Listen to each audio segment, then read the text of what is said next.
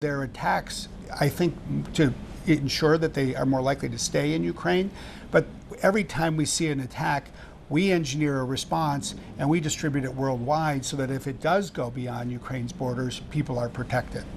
It brings me back to multiple conversations that you and I have had in the past, and you wrote about it in your book too, about the need for a digital Geneva Convention. Are we further away today from that than we were when you were writing the book and saying this is what we need? If I think about Russia, I think about the geopolitical tensions with China. We can throw in North Korea if we like as well. Does it work if we exclude those countries simply because we set some red lines and say, look, this is what's acceptable, this is how we will react?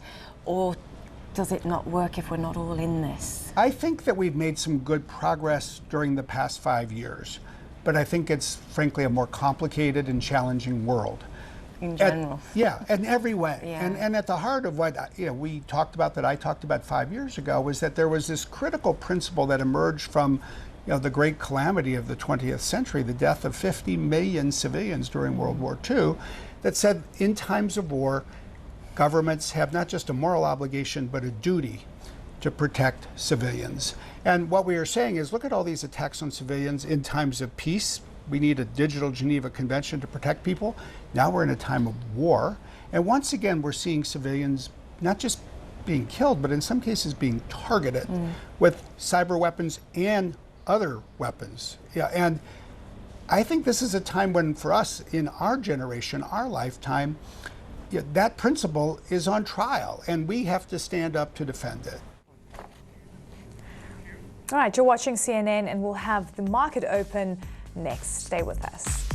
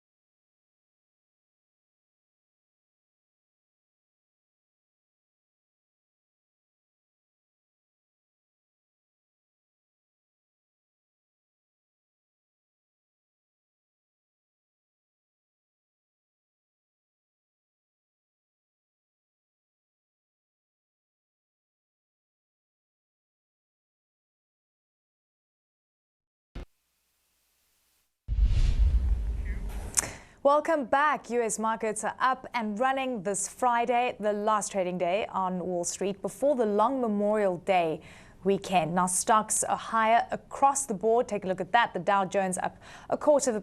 NASDAQ also recovering 1%. S&P looking good, 0.7% up. Dow, in fact, is on track to snap an 8-week losing streak. Its worst run of losses in decades. US stocks finished higher Thursday with techs rallying more than 2.5%. Strong earnings from retailer Macy's helped boost the market as well. But retail earnings this week have come in quite mixed. Shares of Gap are tumbling in early trading after it reported weak results, as you can see, down over 12%. The numbers suggest that well-off consumers are still spending while others are becoming more cautious as inflation rises. Tom Porcelli joins me. He is the chief U.S. economist at RBC Capital Markets. Tom, really good to see you. I mean, I have to say, it has been a complete roller coaster ride in terms of the economic numbers that we've been seeing, the data, some of the results as well. You've got so many exogenous factors, geopolitical issues that are completely out of our control, and investors trying to figure out what has already been priced in and what to price in at this point. What are the numbers telling you today? Yeah, look, so good to be with you. Thanks for having me. And yeah, look, I think the numbers have been pretty consistent, actually, with this idea that, economic activity is slowing down. Now, look, I don't think that was a particularly heroic call at the beginning of the year. I mean, I think most forecasters expected it would slow down. I think the bigger question was the degree to which it would slow. And I think that's what's catching some people by surprise. I do think things are slowing down, not just more than people expected. I just think it's also happening faster than a lot of people have expected. And of course, as you highlighted, earnings season, which, we're still sort of in the thick of it, that's, I think, really one of the things that's brought to light this idea that, some segments of the consumer are slowing down and slowing down pretty abruptly. So I think the challenges too exist, up and down the income spectrum. There are different challenges up and down the income spectrum, but I think by as we roll into the second half of the year, I think, H2 will probably look pretty different than the first half, which is to say, I think it's probably going to be quite a bit slower. Yeah, I mean, this is really interesting point. Firstly, it's almost the end of May, so we are heading into the, officially sort of second half of the year. It is pretty incredible to see just how many more risks emerged in the first half that weren't anticipated. When you're saying a slowdown, I guess the word recession is coming up a lot more often. To what extent is inflation going to be tempered? These are unknown factors, or do you think that we have a grip on what the outlook is going to be? Look, I think the bigger question is, will it feel like a recession, right? Because look, at the end of the day, it's the NBER, right? The all-knowing NBER that dates recessions and says if we're in a recession or not. I think a bigger question is, will it feel that way? And I think for a lot of people, it probably will. I mean, I think about 1994, 95. A lot of people, I don't know how many people remember sort of, living through that window in the U.S. from an economic perspective, but it felt very recessionary. We had job losses. Manufacturing was in recession and housing was in recession, but it actually wasn't an official recession, but it felt that way. And I think we're probably embarking on something like that here now. I do think we'll have job losses. I think we could even have them before the end of the year. There are certain sectors that are they seem very sort of primed to have some job losses. Housing is already struggling here. I think CapEx capital expenditures could be the next thing to slow. And as we said at the top, there are obviously a lot of challenges on the consumer side. So again, frankly, whether it's actually labeled a recession or not, I don't know if that's all that important. I think it's the definition, right? I have to quickly ask you though, in terms of the markets, just very quickly, there was a lot of cheap money and free money flowing around because of stimulus. That's been pulled back now. Do you think where we are right now with 20% down on the NASDAQ is more realistic in your mind? I'll leave that to the equity prognosticators to sort of answer that question. What I would simply say is, I think at north of 4,000 on the S&P, I think that we were getting ahead of ourselves in the context of we've pulled forward an enormous amount of earnings, and I think the earnings numbers now are a reflection of that. So I think we're more right-sized than where we were certainly just a couple of months back, but I think that there could be more room to run there. All right, Tom Porcelli, thank you so much. Good to see you. Have a great weekend. Thank you. All right, now Europe is racing to end its dependence on Russian energy. One way it's responding is by turning to other suppliers of fossil fuels, including Colombia. But the rush for more oil and gas risks derailing Colombia's own plans for green energy. Stefano Pozzebon reports. Deep in the bushlands of northeastern Colombia, something of a gold rush is taking place. Its prospects are not minerals, but energy. Clean power to lead the country's transition towards a sustainable future. The desert, swept by sea breeze every hour of the day, offers optimal condition for wind turbines, and investors are jumping in. This park is made up of 15 towers and should start producing power soon. At least a dozen more are on the way. The target is to increase renewables production 100-fold. Colombia has invested millions over the last 4 years to try become a leader in clean energy production in South America.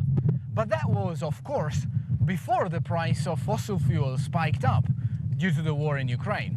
As a consequence of the conflict in Europe and the energy crunch that has followed, Colombia's coal and oil export revenues are up almost double compared to last year. While phasing out fossil fuels doesn't seem so inevitable anymore, President Ivan Duque also reneged on a campaign pledge by allowing the first exploration license for fracking in March. This weekend, the choice between renewables and fossil fuels will play out at the ballot. Left-wing candidate Gustavo Petro is leading the polls on a decisively anti-drilling campaign. Son tres venenos. They are three poisons. The ugliest one is coal, taken out of our Caribbean coast. Then it's oil, and the third one is cocaine. His closest rival has other plans. We need to keep looking for new resources both for oil and gas. The war in Ukraine has already had an impact here. Not far from the turbines lies Cerrejón, the largest open-pit coal mine in South America. Although its owner, Glencore, pledged to wind down production by 2034 as part of its climate commitment, it also requested permission to partially deviate a stream to expand the mine. When Germany announced it was banning imports of coal from Russia, Colombia quickly offered to increase production. Activists who oppose the expansion of the mine believe the Colombian environment will pay the price for Germany's decision. The Germans said they were not going to use coal anymore, lead this clean transition. But now there's a war up there and they want to buy coal here. So where does that leave us? What we may be seeing is the so-called butterfly effect, when a seemingly minor action in one place leads to enormous consequences on the other side of the globe. Stefano Pozzebon, CNN, La Guajira, Colombia. Now, as Russia faces a wave of condemnation over its conduct in Ukraine, officials in Washington suspect China is drawing lessons from Moscow's military failures. Concerns are growing that Beijing may use that knowledge in a future invasion of Taiwan. Ivan Watson has that story for us. Russia and China enjoy a friendship with no limits. This announcement made by the Russian and Chinese presidents when they met on February 4th on the eve of the Beijing Winter Olympics. 20 days later, soon after the end of the Olympics, Moscow invaded Ukraine. Russia's unprovoked war sparking fears China could have similar plans for Taiwan. Beijing claims the self-governing island belongs to China. Asked if he would get involved militarily to defend Taiwan against China, the U.S. president had this explicit warning. Yes. You are? That's the commitment we made. Beijing has long called for peaceful reunification with Taiwan, but it has also never ruled out using force against Taiwan's democratically elected government. And when it comes to military force, China dwarfs Taiwan, boasting the largest navy in the world and the largest air force in the region. But if Russia's deadly adventure in Ukraine taught strategists anything, it's that size doesn't always matter. The country may clearly have a conventional military advantage over an adversary, but that doesn't mean that it would necessarily achieve easy military or political victory. The war in Ukraine highlights another potential challenge for China. To attack Ukraine, Russian troops simply drove across the border from Russia and from neighboring Belarus. But to reach Taiwan, Chinese forces would have to cross the Taiwan Strait, more than 100 miles, 180 kilometers of open water. Well, amphibious assaults are the most difficult complex operations in warfare. If the Chinese tried to send an invasion force from the mainland to Taiwan, they would have to contend with salvos of anti-ship missiles. And what we would see is a massacre of shipping, probably in the waters around Taiwan. The Russian Navy has suffered major losses from suspected Ukrainian anti-ship missiles. First losing this landing ship in the Russian-occupied port of Berdyansk, and then losing the Moskva, the flagship of the Russian Black Sea Fleet.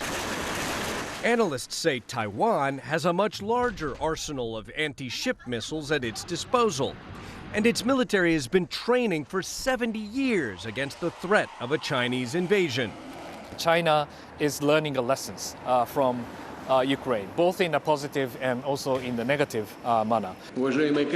Early in his Ukraine war, Vladimir Putin publicly put Russia's nuclear weapons on alert, a thinly veiled threat to the West. Probably that the China will bring in the kind of advantage of the nuclear threats in the early phase of the scenario. That will potentially, I think, change the calculation of the Washington, D.C. As a warning to the U.S., China's foreign ministry declared this week that no force in the world can stop China from achieving reunification with Taiwan. Ivan Watson, CNN, Hong Kong. And still to come, VW Group CEO says the company has shown resilience through recent economic challenges. More on his interview from Davos after the break.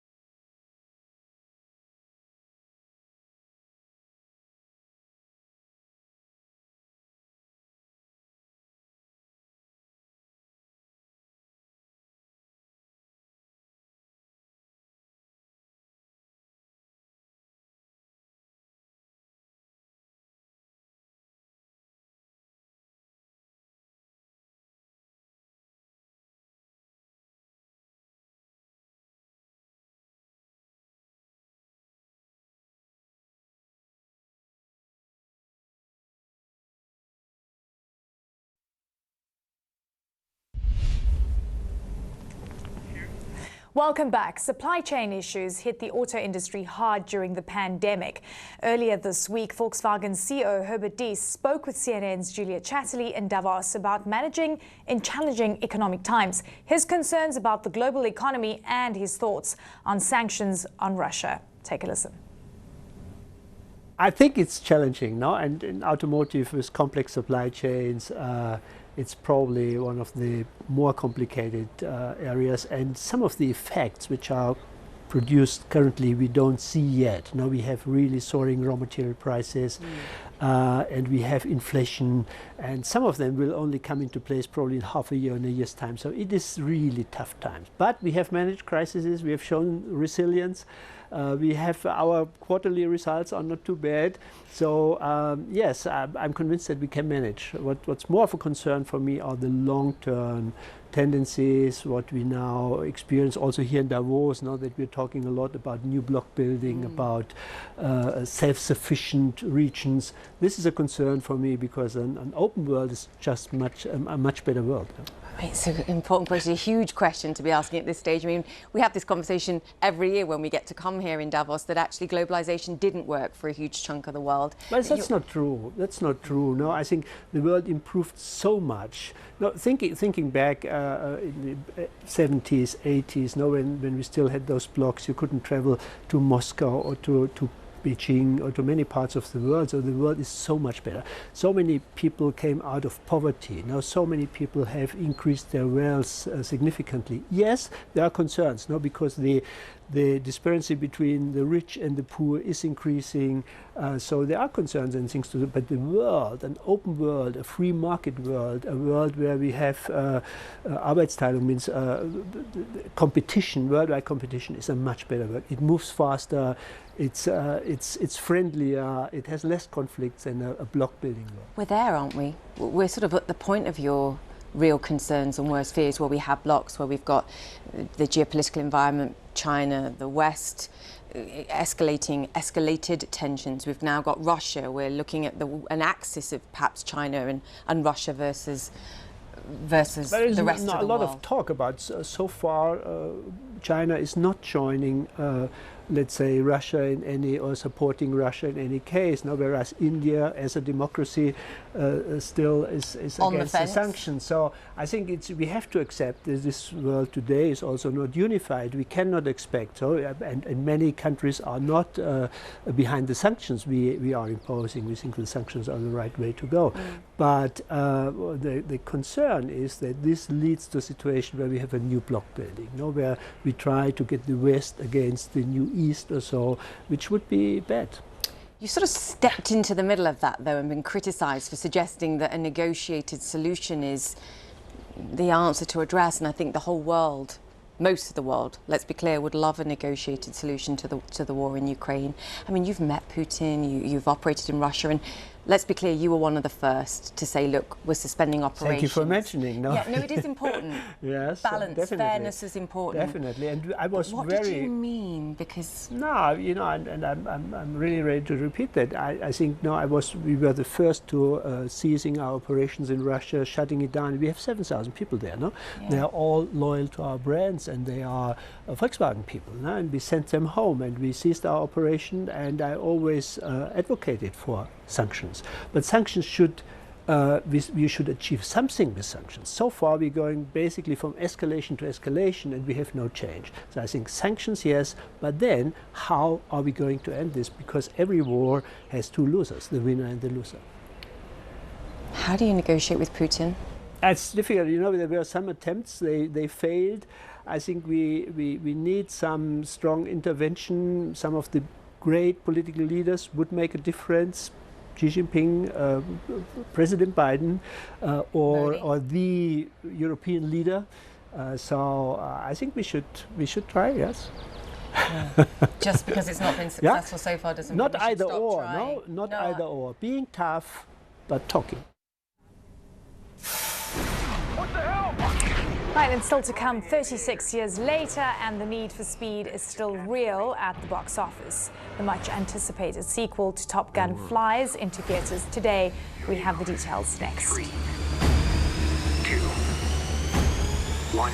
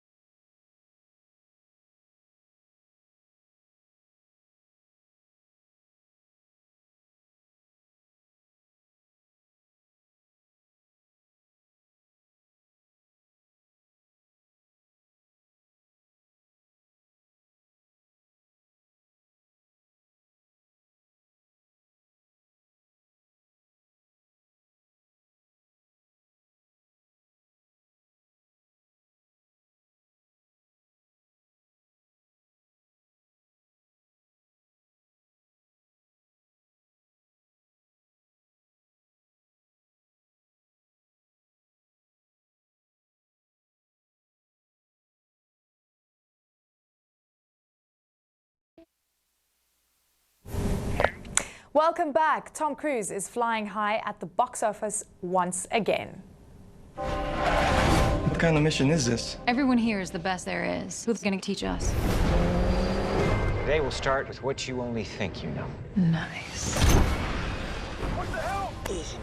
Top Gun Maverick opens in theaters today, kicking off Memorial Day weekend with aerial stunts made for the big screen. Chloe Milas joins me now. Chloe, firstly, good to see you, and thank you for breaking in with all this bad news we've had. It's good to discuss something a little lighter. What are we expecting over this weekend? Wow. Well, let me tell you, this is an escapism type of weekend. And Tom Cruise, he was adamant about postponing the premiere of this movie, the launch in theaters, until we were in somewhat of a post-pandemic world, because he has been very vocal against streaming. So that's why you're seeing so many headlines saying, is Tom Cruise the last movie star? And what they mean by that is that perhaps this movie, as silly as it may sound, it may quite honestly save the box office. Now, I'm actually going to be seeing the movie tonight, but from some of my colleagues, I know that they are expecting massive numbers here in the United States and then eventually all over the world. One of the things that's really interesting, though, is that Tom Cruise, he does his own stunts. You have the 7th Mission Impossible movie coming out later this summer that he stars in. He famously does the stunts in those movies for that franchise, but he does it here in Top Gun. And from what I'm hearing, it's the nostalgia. Also, does Tom Cruise age? He's approaching 60, and it looks like he's been like hiding out in ice baths for all of these years. You have Val Kilmer, Jennifer Connelly, Miles Teller, and you are going to see some aerial stunts. You're going to feel patriotic, and they're saying that it's just one of those movies where you're high-fiving the person next to you and people are cheering, and you're walking out of that theater with so much pride and patriotism. Now, recently somebody asked Tom Cruise at the Cannes Film Festival about why does he do his own stunts and puts himself into these dangerous situations. And I just want to tell you what his response was. It was, would you ask Gene Kelly why he does his own dancing? And that, I think, is a really great point here. Yeah. Well, yeah, it's going to be an escapism, much needed, I think, for so many people. Bob Cookson in my ear, who's my producer, is going to watch the movie this weekend as well. You guys better enjoy it. Have a great weekend. Chloe Milas, thank you so much. And that's it for the show. Take care.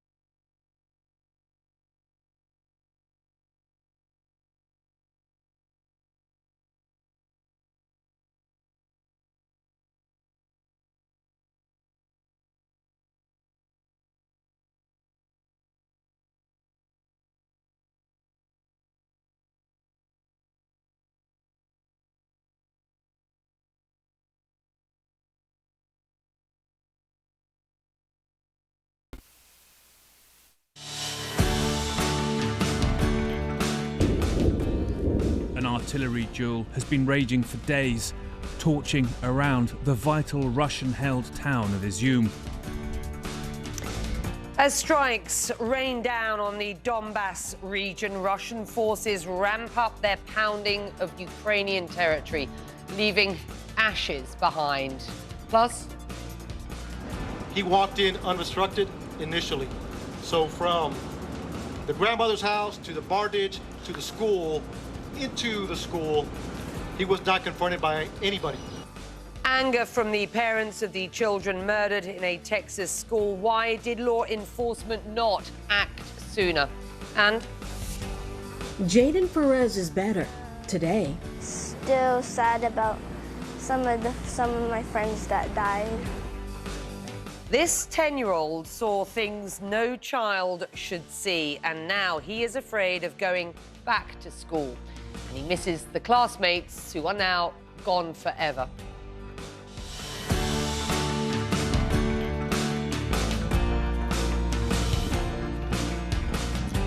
It's 3 p.m. in London. I'm Becky Anderson. Hello and welcome to Connect the World. We'll have all the latest developments on the school shooting in Texas later in this newscast. But we begin the increasingly dire situation in Donbass, where Ukraine's president says Russia's military aims to burn key cities to ashes as it forces advance. One of those cities is the strategic hub of Severodonetsk, where more fierce battles are reported today. You can see on this map its location on the edge of Russian-controlled territory, shown in red. A bit to the east, reports surfaced today that the city of Lyman, site of a key railway hub, has fallen to Russian-backed separatists.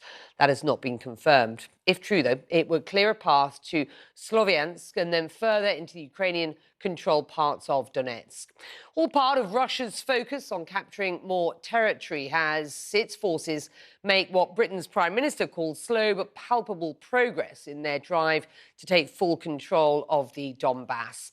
President Volodymyr Zelensky again accusing Russia of scorched earth tactics to achieve its goals.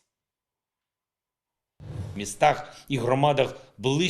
cities and communities closer to the Russian border, in Donetsk, in Luhansk, they gather everyone they can to fill the place of those killed and wounded in the occupation contingent. All this, including the deportation of our people and the mass killings of civilians, is an obvious policy of genocide pursued by Russia. Well, Russian forces now occupying Izum are using it as a base to launch attacks to the south. Nick Payton-Walsh reports on fierce fighting that has been going on for days now around that city. Putin would leave little of what he claims to liberate. An artillery duel has been raging for days, torching around the vital Russian-held town of Izum. Up on high, in a position we were asked not to reveal, these Ukrainian troops, dug in and buoyant, have a clear view of the damage below, but also their enemy. So the Russians are just a kilometre on the brow of this hill, in that direction.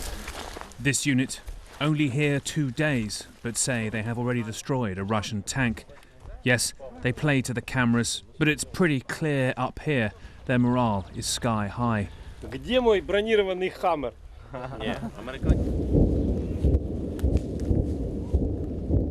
They are exposed, but ready, keen to show off, actually gleeful at, the international menu of weapons they've been sent. Almost a silly amount. These Swedish anti-tank munitions.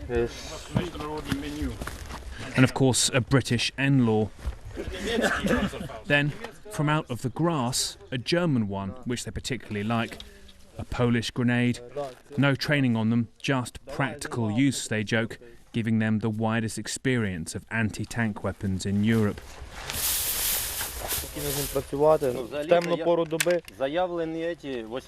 Parading also what the Russians left, thermal optics.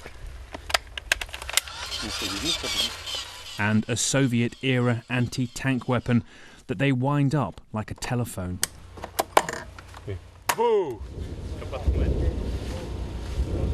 Yet still, the Russians persist. even as the prisoners these troops have taken have revealed how young the soldiers they're fighting are. Говоришь, они дети, которые выросли при власти Путина. Никакой другой власти они не знают, не понимают. И Путин сказал, он не может нас обманывать, вот мы все делаем правильно. Ну, в общем, как зомби. Как будто им прошивку какую-то вставили в мозг. И они вот какими-то заученными фразами все разговаривают. В общем, бедные, несчастные. Жалко на них смотреть.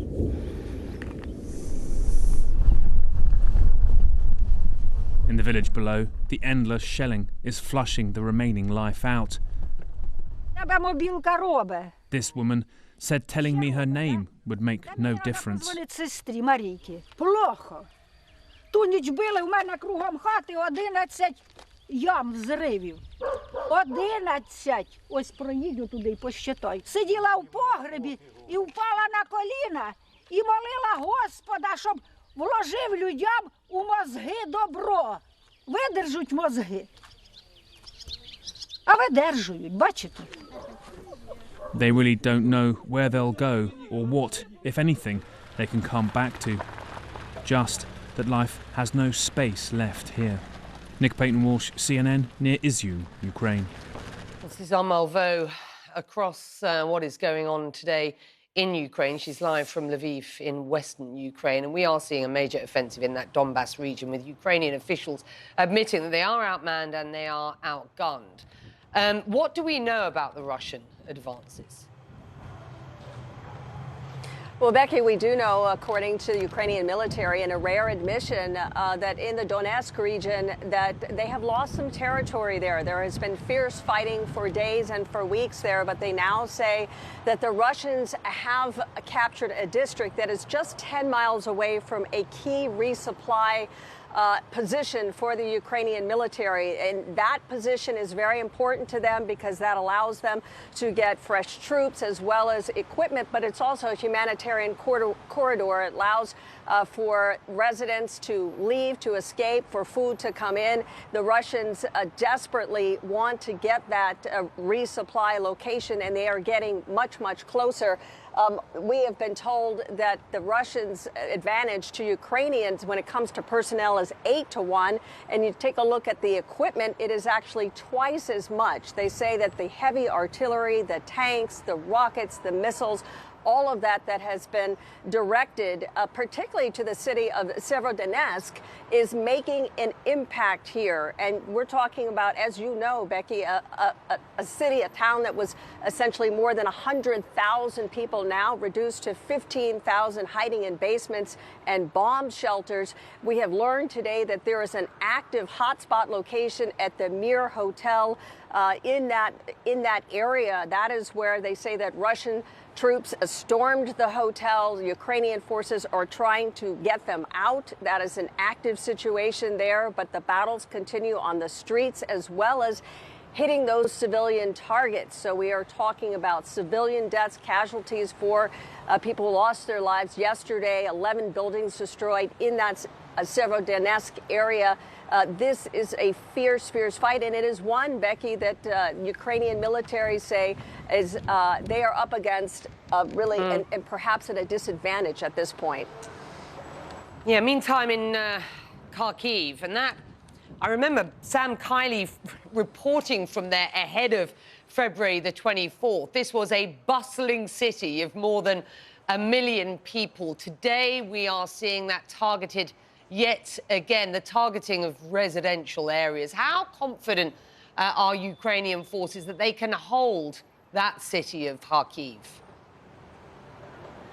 Well, Becky, at least they describe in a sense of greater confidence, I suppose, in trying to hold that city. They know that it is a very important target for the Russians, so they say they have not made progress in terms of taking that key city. But if you just take a look around in the Kharkiv region itself, it is punishing to those who live there in that area. We were told, Becky, of just a tragic situation that occurred yesterday as this residential community was pummeled just outside of the city.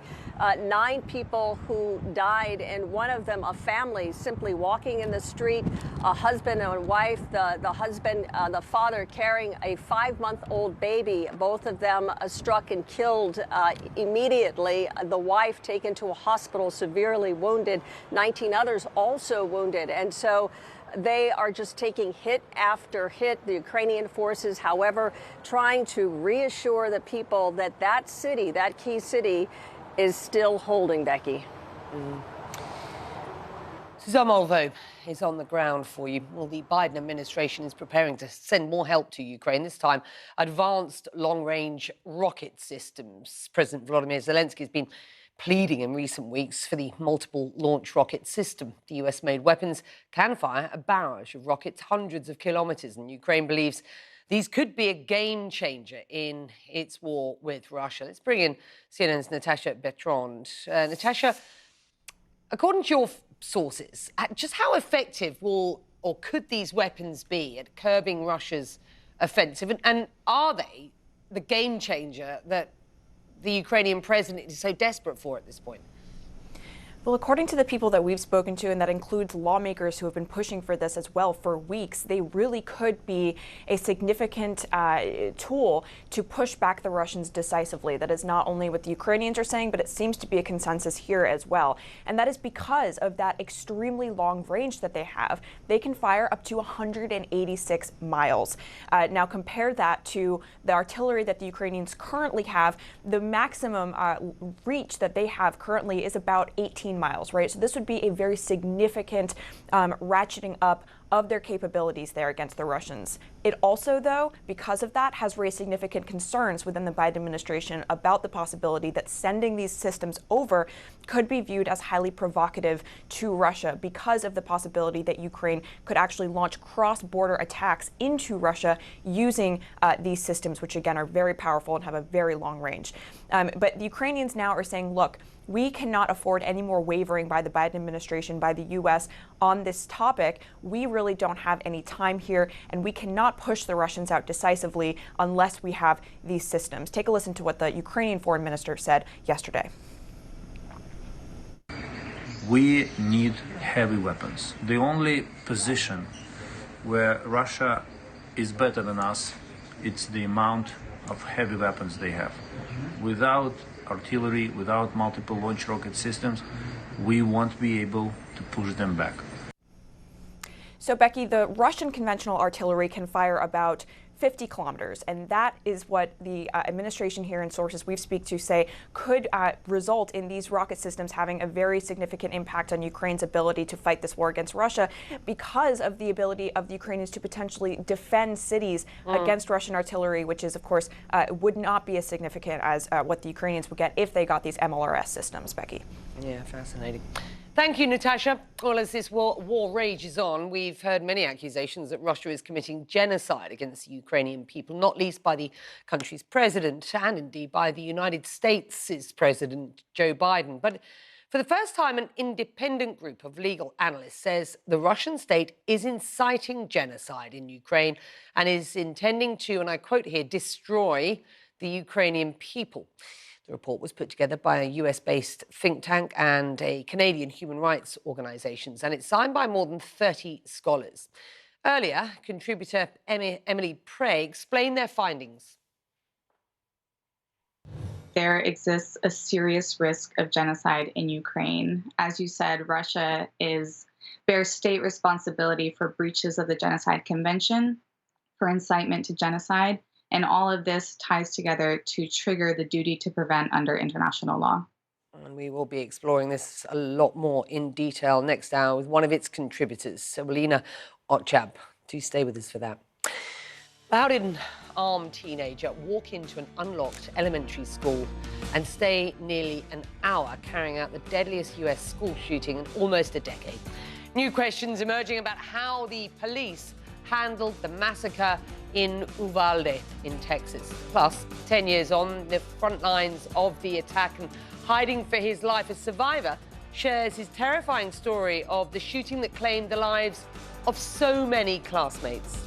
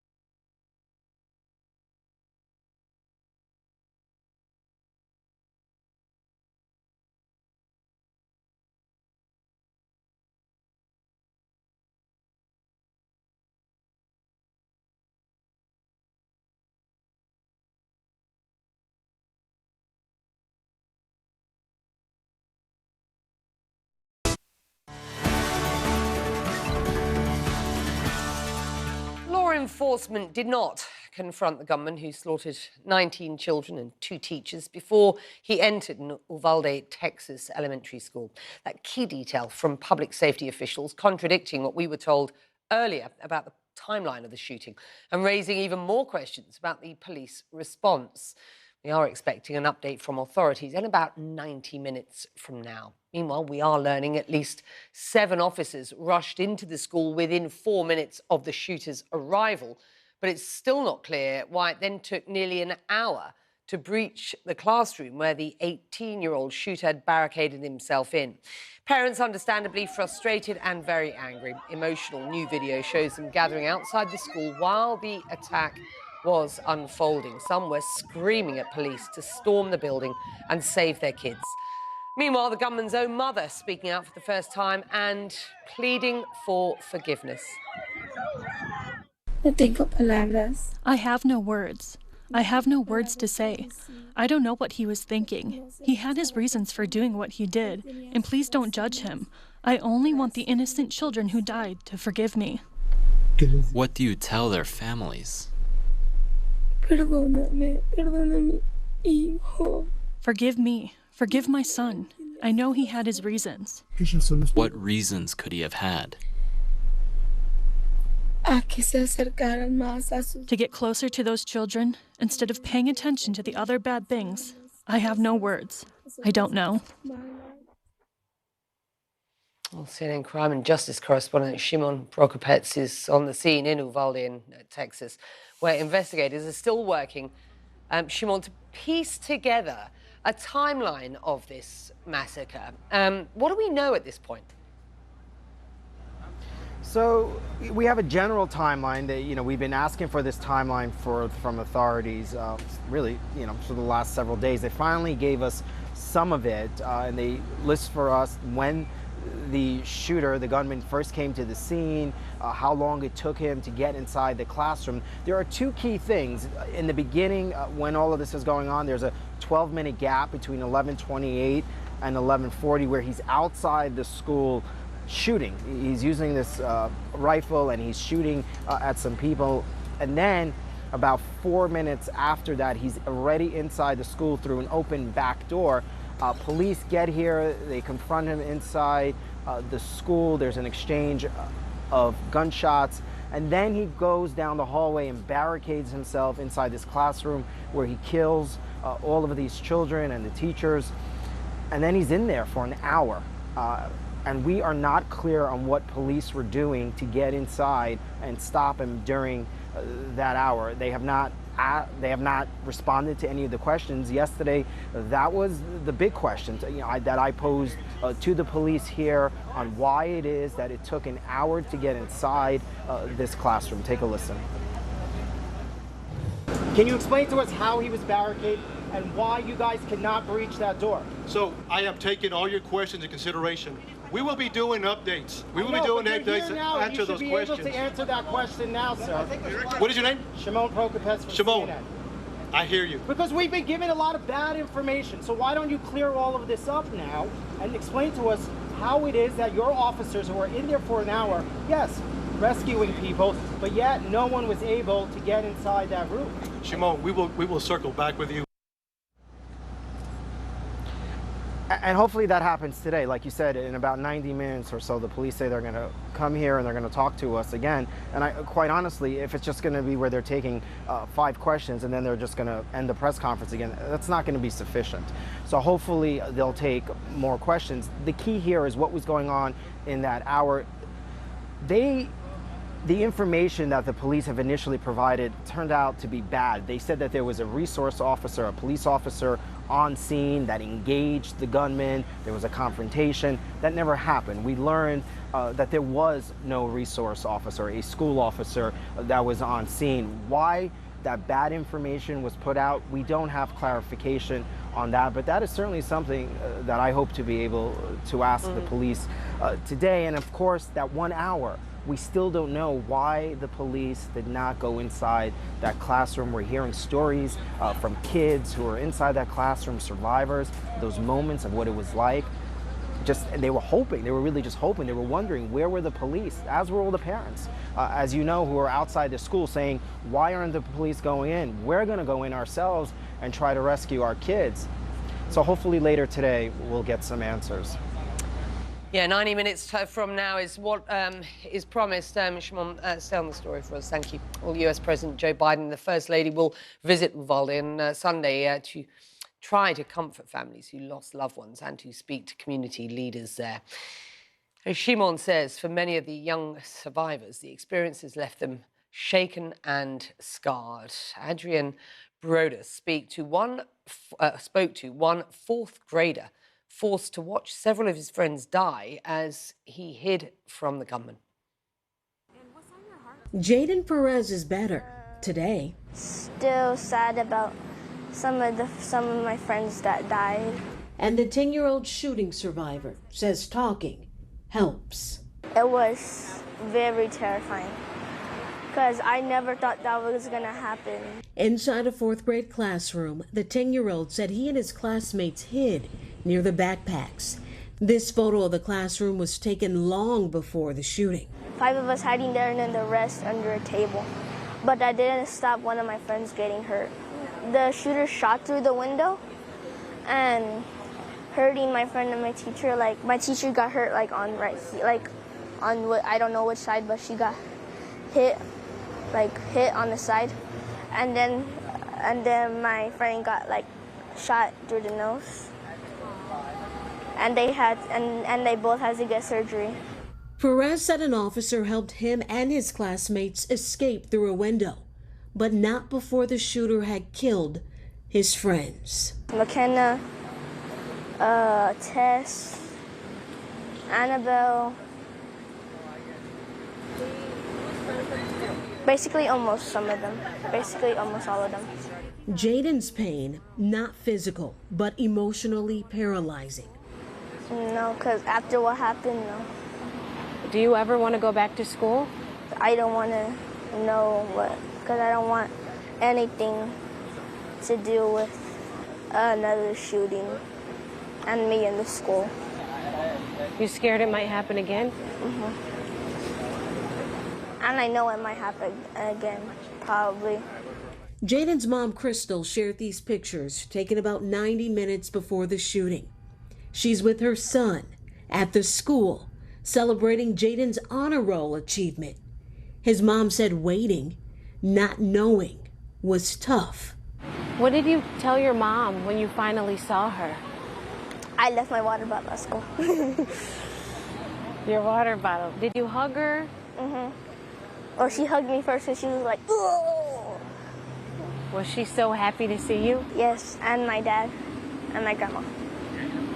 What do your parents mean to you? A lot, because they brought me into this world. A world where schools are also crime scenes. Did you hear the gunfire?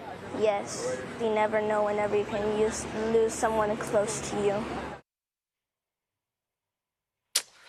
Well, an 11-year-old who was wounded in that school shooting wants the world to know what she lived through. But Maya Cirillo is so scared of men right now because of what happened that she only feels comfortable speaking with women. She agreed to speak to CNN producer Nora Noyce, but didn't want to go on camera. Here's Nora explaining what Mia told her to my colleague John Bowman.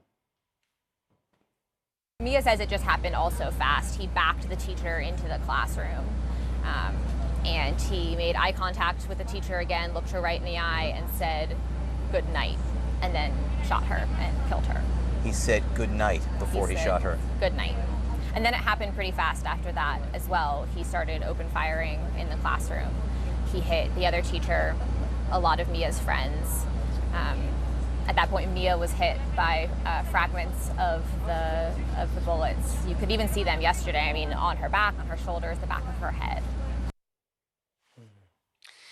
More on this story, of course, at CNN.com. There's an awful lot of information there that you can use that impact our world. Well, despite the shooting and the tragic loss of life, the National Rifle Association says it plans to move ahead with its scheduled convention this weekend. The powerful gun lobby meets today in the same state as the Uvalde school shooting. That's Texas, of course. Former President Donald Trump, Texas Governor Greg Abbott, and Texas Senator Ted Cruz are scheduled to speak there. Just ahead, Russia's leader is talking about keeping his country's economy stable in the face of crushing sanctions. Is this a case of magical thinking on the part of Vladimir Putin? More on that after this.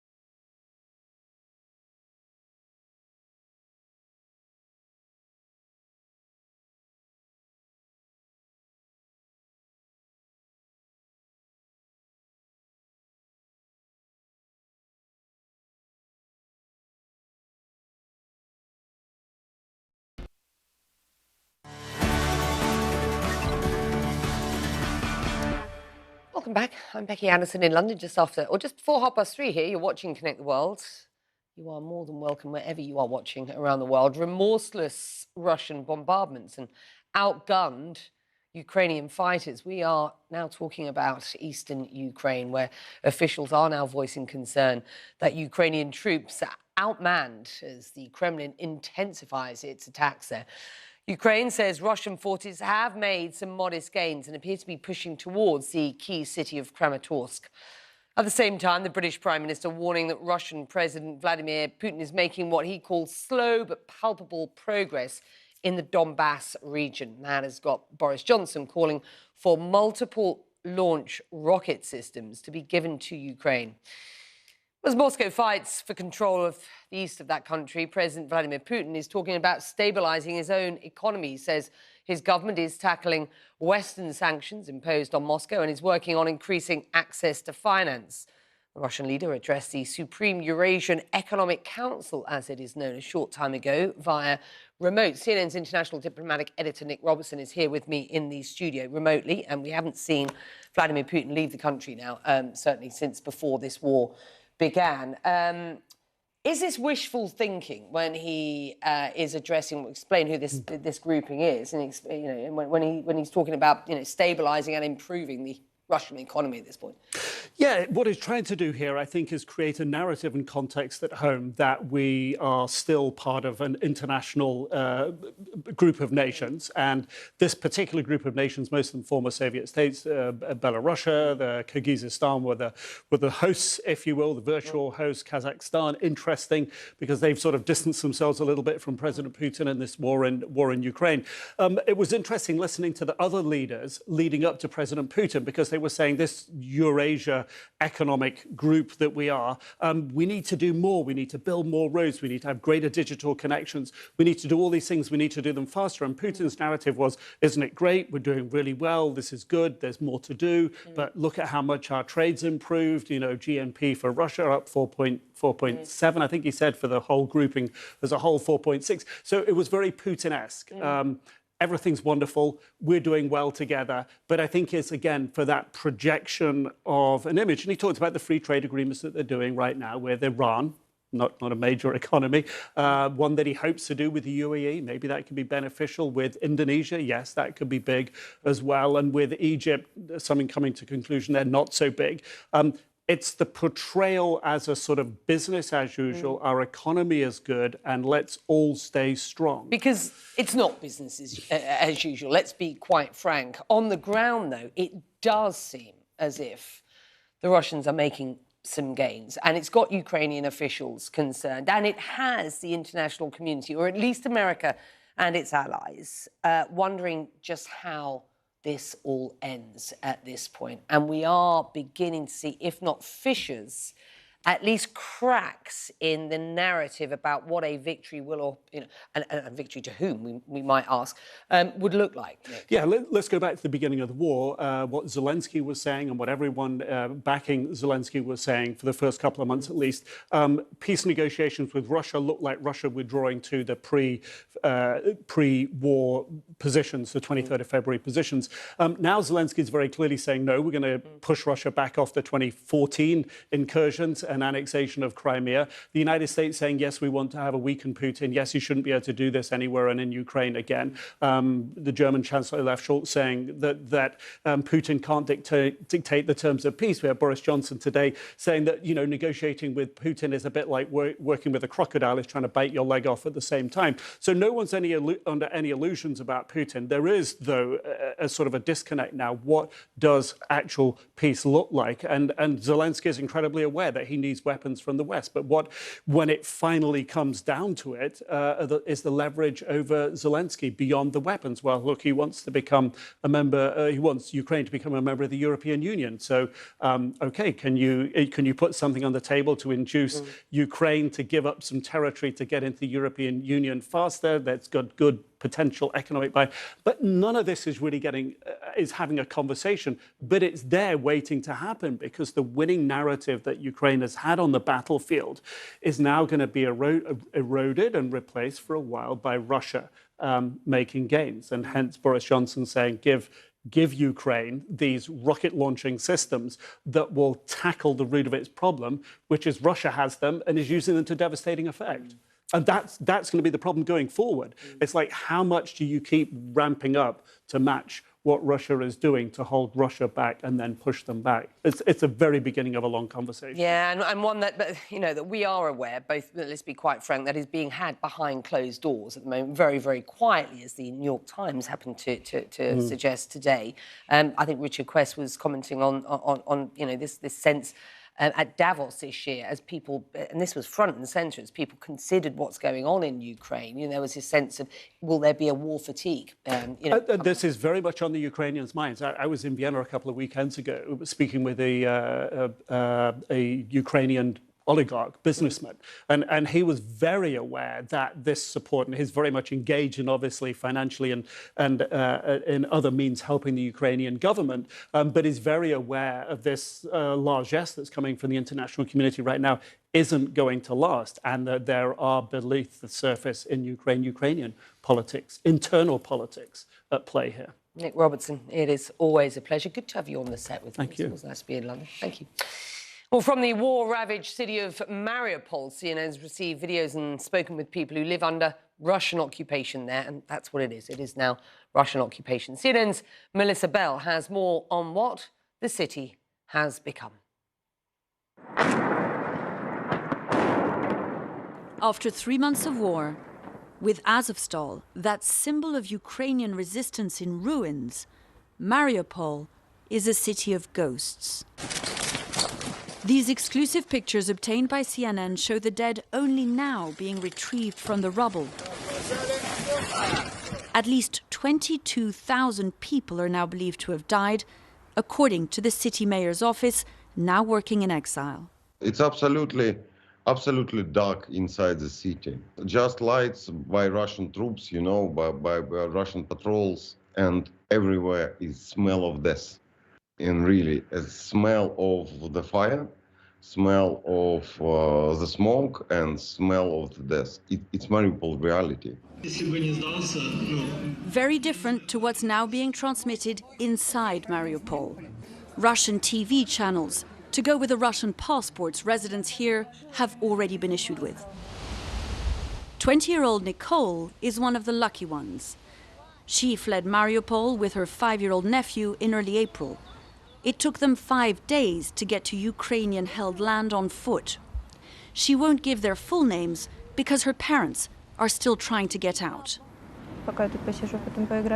As she starts to tell us her story, Kirill, who had to be silent, she says, for the 5 days it took them to flee, says he wants to speak. He says it was very scary getting out, showing us how he had to hide his head from the shelling. His message now? I want everyone to stay alive, he says. To the west of Mariupol, the city of Kherson. The pictures now emerging, secretly filmed lines of residents waiting to buy oil and medicine. Tales of hardship shared also by those who fled the city since it fell to Russian forces on March 2nd. Those still inside, too scared to be identified. One man telling CNN of a protest 4 days ago at the main train station. When a Ukrainian flag was raised, he says anyone within a mile radius was arrested. In Mariupol too, the images speak of the new reality of what lies beyond the reach of the free press. Russian-controlled Ukraine. Melissa Bell, CNN, Kyiv. Let's get you up to speed on some of the other stories that are on our radar right now. And there are now 26 confirmed cases of monkeypox in Canada, and health officials there say that number is likely to rise. Most of the people infected are in Quebec, with a single case in Ontario. Canada's public health agency is offering a smallpox vaccine to areas requiring a targeted response. Dangerous and disappointing, that is what the US is calling China and Russia's veto of a new UN sanction on North Korea. Thursday's move comes after more than a dozen North Korean ballistic missile tests this year. The US ambassador to the UN says the veto could fuel Pyongyang's program to develop nuclear-capable missile systems. And Washington is said to be bolstering economic ties with Taiwan. Senior Taiwanese officials say a new round of economic talks is expected to get underway in a few weeks. This, as some experts are concerned, China is looking at Russia's invasion of Ukraine and learning lessons that it could apply in Taiwan. Ivan Watson has that story.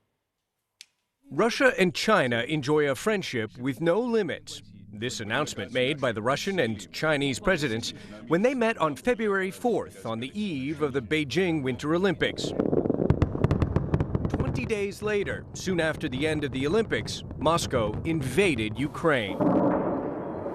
Russia's unprovoked war sparking fears China could have similar plans for Taiwan. Beijing claims the self-governing island belongs to China. Asked if he would get involved militarily to defend Taiwan against China, the U.S. president had this explicit warning. Yes. You are. That's the commitment we made. Beijing has long called for peaceful reunification with Taiwan, but it has also never ruled out using force against Taiwan's democratically elected government. And when it comes to military force, China dwarfs Taiwan, boasting the largest navy in the world and the largest air force in the region. But if Russia's deadly adventure in Ukraine taught strategists anything, it's that size doesn't always matter. The country may clearly have a conventional military advantage over an adversary, but that doesn't mean that it would necessarily achieve easy military or political victory. The war in Ukraine highlights another potential challenge for China. To attack Ukraine, Russian troops simply drove across the border from Russia and from neighboring Belarus. But to reach Taiwan, Chinese forces would have to cross the Taiwan Strait, more than 100 miles, 180 kilometers of open water.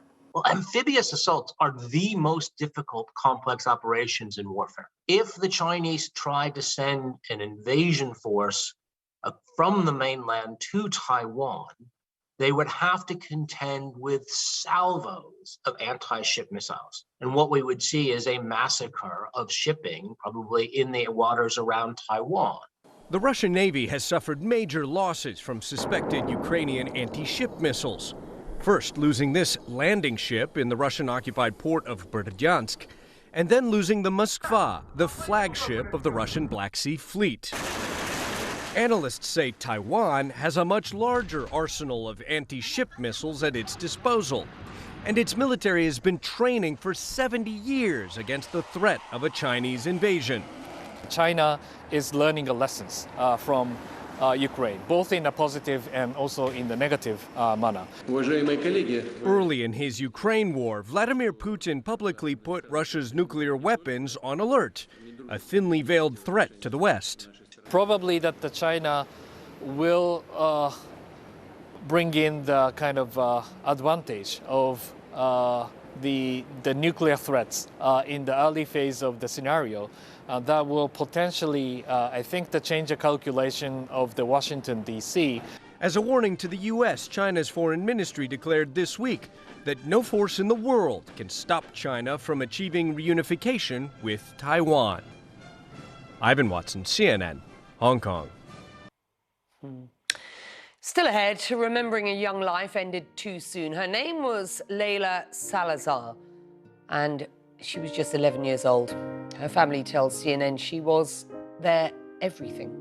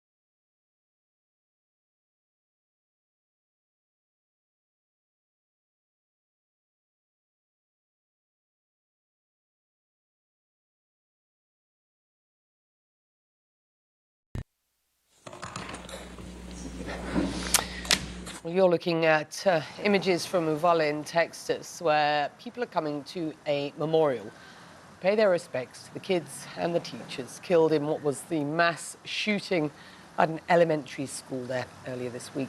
The gunman barged right through an unlocked back door to enter the school.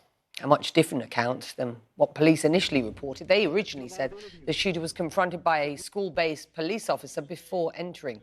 But a new timeline shows 2 police officers entered the school 4 minutes after the shooter. He then barricaded himself inside a 4th grade classroom. It then took an hour for police to shoot the gunman. By then, he had already killed 19 children and 2 teachers. And now we have these pictures of the victims, and I'd like you to just take a bit of time to consider these images, just children, 10 years old, and their teachers just doing their jobs. We've been and will continue to focus on the victims, like 11-year-old Layla Salazar. In their grief, Layla's family has talked to CNN's Gary Tuchman about what her favourite things to do were and the places that she loved. Let's go, Layla! The girl wearing the gray shirt is 11-year-old 4th grader Layla Salazar, about to win this race at last month's Robb Elementary School Field Day. Her family was there, but today they mourn. Her parents, 2 brothers, and grandparents have lost their little girl. She loved to run. Her favorite thing was, TikTok, doing little TikTok dances, and she loved everything. I can't. She loved it. To draw. She liked to dance. She was just a tomboy / the girl. I mean, if anything, she knew how to climb a tree. She'd probably climb a tree and jump off of it. She loved the river. We used to go to the river. She was just an active person. She just loved to swim. Your husband was telling me, you were telling me that she loved Guns N' Roses song, Sweet Child of Mine, which I love too. Yes. But you played that for her. Yeah, we played that every time in the morning we took her to school. We sung it together. And what an appropriate song. Yeah. Because she was a sweet child. It just hurts now. Earlier this month on Mother's Day, Layla took to TikTok. Hey guys, today is Mother's Day, okay? And if you haven't said Happy Mother's Day to your mom, what are you doing? Go say it right now. And I just want to wish all the moms out there Happy Mother's Day, even though you're not my mom. And I also wanted to say I hope all the moms out there have an awesome and blessed day. This was my only princess. She was my everything. We went together everywhere. She was stuck on me like glue.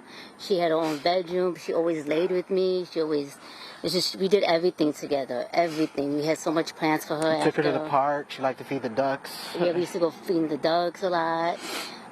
She was so excited about her last few days of school. Everyone in this family doted on Layla, particularly her grandparents. She's our world. She was our world. There's no replacing that. Even though we can't speak up, our hearts are shattered. There was a sense of disbelief among these family members that this happened. How could Layla no longer be here? How can they cope with never seeing her again? The most thing that's the hardest is that I'm her father and I wasn't there. I wasn't there to protect her. For now, this family leans on each other for support. And I hope you know that so many of us, not just us who are here with you right now in your yard, but around this country and around the world are thinking of you. Does that give you strength? It helps. It helps to know that so many people care. Yeah. A makeshift memorial has now been set up in downtown Uvalde. Uvalde is a very small city, only about 16,000 people. The surrounding county has 26,000 people. But so many people are coming here to pay their respects, partly because lots of the people who are showing up are from other parts of Texas and from out of state. 21 crosses for each of the victims, with their names on top and with hearts on the crosses where people are writing things. This is the little girl we just did the story on, Layla Salazar. Flowers, stuffed animals, and poignant messages like this one. I will always love you, rest in peace, my beautiful granddaughter. And here from a classmate, you are so pretty. One of the visitors who came here a short time ago, unannounced, Meghan Markle. the wife of Prince Harry. She brought with her a bouquet of flowers, also went around the city, but made a stop at this memorial. This is all so tragically sad. What makes you feel somewhat reassured are all the kind people in the city and all the kind people who have shown up at this memorial. This is Gary Tuckman, CNN, in Uvalde, Texas.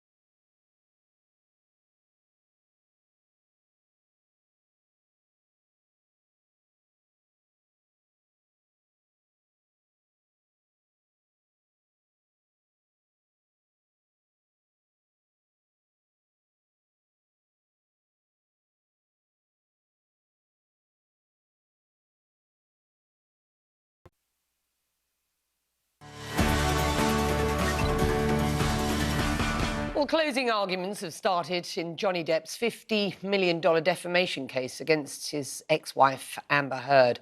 The jury has heard more than 100 hours of testimony of what has been 6 weeks now, and they, at this point, have to decide if Heard caused Depp to lose work when she presented herself as a survivor of domestic abuse in a 2018 opinion piece in The Washington Post.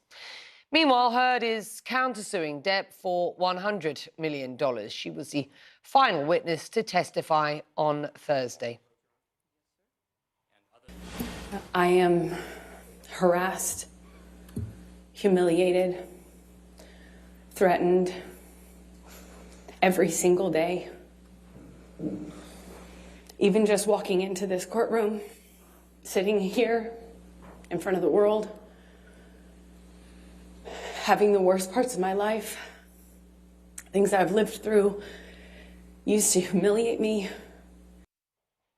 Well, CNN entertainment reporter Chloe Melas joining me now from New York. It does seem a long time going, and it's been somewhat of a crazy ride, I have to say. But we are in the final stretch here. What can we expect from court today, and how long can the jury deliberate? Is it clear? That is not clear. And listen, you know, the jury, like you said, 100 hours of testimony to sift through. It's a he said, she said situation. And remember, this is a defamation suit where Johnny Depp says that he's not been able to get any meaningful, lucrative work, and that he was not able to be in Pirates of the Caribbean and lost out on film roles because of Amber Heard's Washington Post op-ed in 2018, in which she didn't name Johnny Depp. So the jury is going to have to decide this, and the bar is really high when it comes to defamation, whether it's here in the US or overseas. But when you today's closing arguments, and so each side is getting in their final word, and you had the attorney for Johnny Depp getting up there and saying there is a victim of domestic abuse in this courtroom, but it's not Amber Heard. And we have seen so many moments from the courtroom go viral, so much public support for Johnny Depp. And Amber at one point getting up on the stand and saying, not today, but the other day, that her career has been deeply impacted by this. So the jury is going to have a lot to think about. And remember, Amber Heard is countersuing Johnny Depp for $100 million, saying, hey, you've hurt my career here. And she says her role in the Aquaman sequel was greatly reduced. I actually wouldn't be surprised if perhaps the jury awarded both of them nothing. and found both of them to just, walk away here as both, I guess, for lack of a better way to put it, losers in it. So I think that potentially could happen. Are you surprised by how this is played out, frankly? Yeah, I'm really surprised. I mean, I can't tell you the amount of people that have asked me about this all across the country, the amount of DMs I'm getting on social media from strangers all over the world. It's because it's televised, but it's also because we're living in this age of social media where we're so connected, where everything from what Johnny Depp is eating and the jelly beans and his outfits are going viral, taking away from the actual moments here, taking away from the severity of these accusations, and that this is domestic abuse allegations that we're dealing with. And so I'm surprised at the attention. I don't necessarily think it helped either of them. And I think it's going to be interesting to see what happens to both of their careers when they're past this trial. Chloe Malice, thank you. Well, the summer movie season is starting with what some Hollywood pundits are predicting will be the box office hit of the year. Top Gun Maverick opens today in North America and nearly a dozen countries around the globe. And this has been a long time coming, folks. The sequel to what was the 1986 film starring Tom Cruise was shot mostly back in 2019, but its release got delayed due to COVID. And no streaming options on this one right now. This movie is playing on big screens only. You're watching Connect the World. I'm Becky Anderson. We will continue with the second hour of this show after this short break. Stay with us.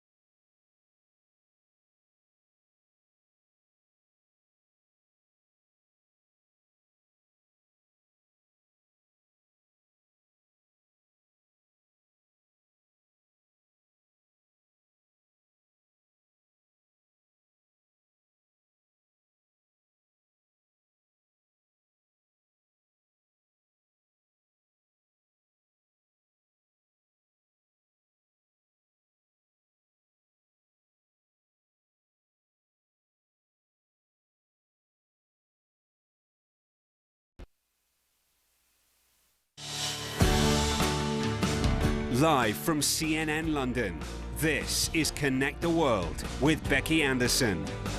Well, questions mounting about law enforcement's response to the horrific Uvalde massacre. How did a teen with an assault-style rifle walk into an unlocked elementary school and stay for nearly an hour before turning it into a killing field?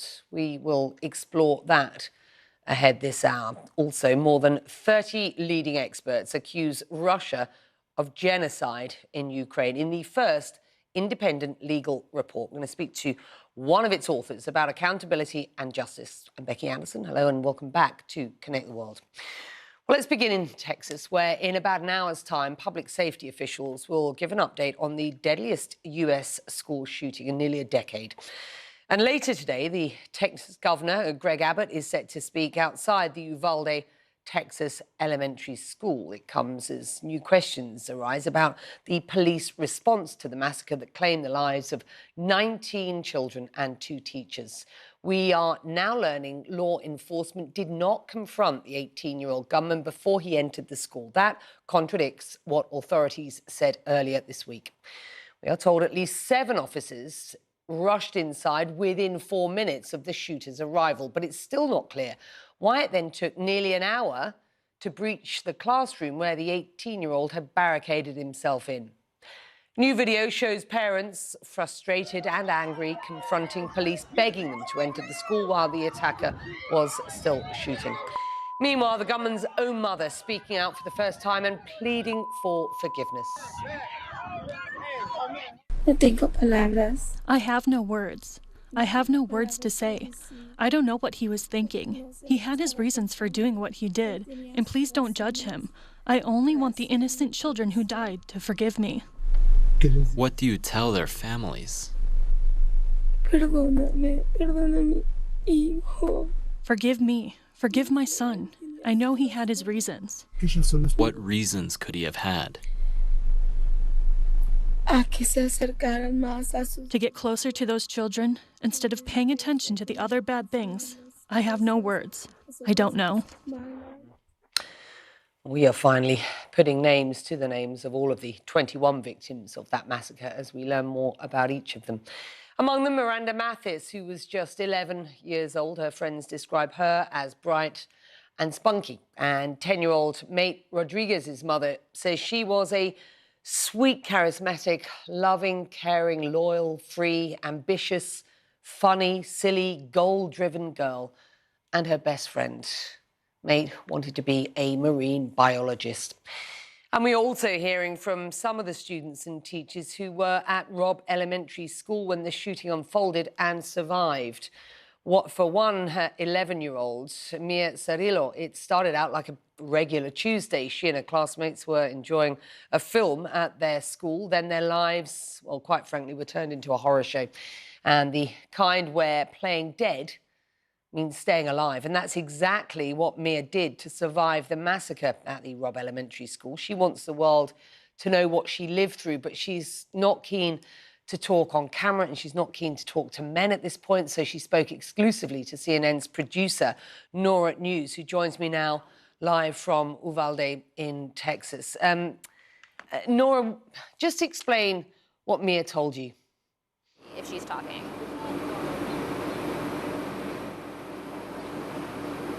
All right.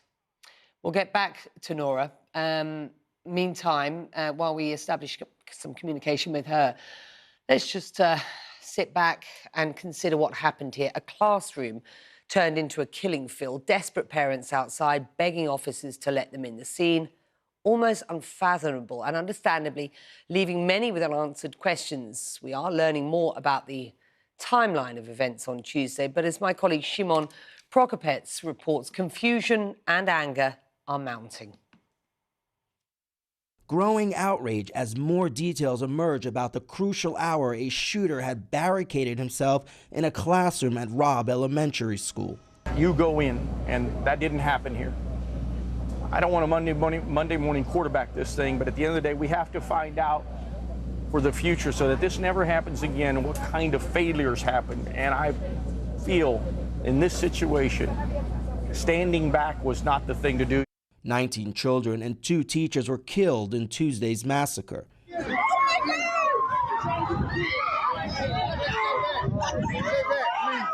And new video reveals parents frantic outside the school begging law enforcement to enter. I told one of the officers myself if they didn't want to go in there, let me borrow a gun and a vest and I'll go in there myself to handle it up. And they told me no. I mean, they, like I said, they were doing their job, but they could have done it quicker before that man went in the school. Criticism over the police response is mounting. Since Columbine, we've known that law enforcement has known that you don't have a second to waste when you're dealing with an active shooter. Police engage the teachers, get the kids out of here, and you hold that ground. You bang it out with them until heavier weapons arrive. Those parents were right. Further, law enforcement is now backpedaling earlier statements made to the public in the hours after the shooting. On Tuesday, the public was told that the shooter engaged with a school resource officer, but that was not the case. He was not confronted by anybody. To clear the record on that. There was no school resource officer at the school when the shooter entered the building. Here's where the timeline of events stands, according to law enforcement. At 11:28 a.m., the gunman crashed his vehicle in a ditch near the school. Onlookers nearby saw the crash and the gunman emerge, weapon in hand. Came out with an automatic weapon, shot at least twice, maybe 3 times at them, and then that's when he spotted me, and boy, I was already in motion to run, and that's when he, bam, bam. At 11:40 a.m., the gunman seems to have walked into the school through an unlocked door. Inside, the gunman entered a classroom and fired more than 25 times. At 11:44 a.m., law enforcement entered the school. They immediately received fire and took cover. Officers say the shooter was barricaded in a classroom and they were talking to him. They also called for backup. Officials defending the response to the shooting. At that point, they had the suspect contained inside the classroom. If those officers weren't there, if they did not maintain their presence, there is a good chance that gunman could have made it to other classrooms and commit more killings. There is still a crucial hour where details are sparse as to why officers were not able to breach that barricaded classroom and apprehend the gunman. We will be doing updates. We will be doing updates to answer those questions. What is your name? Shimon. I hear you. Because we've been given a lot of bad information, so why don't you clear all of this up now and explain to us how it is that your officers who are in there for an hour, yes, rescuing people, but yet no one was able to get inside that room. Shimon, we will circle back with you. I'll speak to Shimon in a moment, but we've established comms now, communications with our producer, Nora News, who spoke exclusively to an 11-year-old survivor who witnessed the shooting unfold. Mia is her name, and she's not keen to talk to men or on camera, but she does want to share her story, and so she has shared it with you, Nora. What did Mia tell you? Yeah, 11-year-old Mia Cerrillo was in Miss Garcia and Miss Mireles' classroom. That's the classroom that we've heard so much about. And she said it started off as a really normal day. It's the end of the school year. They were watching the movie Lilo and Stitch because they had already finished their assignments. And they got word that there was a shooter in the building. And so one of her teachers headed over to the door to lock it and said the shooter was right there. And so he shot out the window in the door and then backed the teacher into the classroom. And that's when Mia says things happened really quickly. The shooter approached the teacher, looked her right in the eyes, said good night, and then shot her, killing her. This is almost too much to hear, really, isn't it? And to hear this from an 11-year-old. Did she go on to explain what happened next? Yeah, and it honestly just gets worse from here. At that point, the gunman started open firing in the classroom and shot a lot of her friends and the other teacher who was in the classroom. And so the gunman stopped shooting momentarily and went through a door that led to an adjoining classroom. And Mia, from her classroom, could hear more gunshots, screams from the children in that room.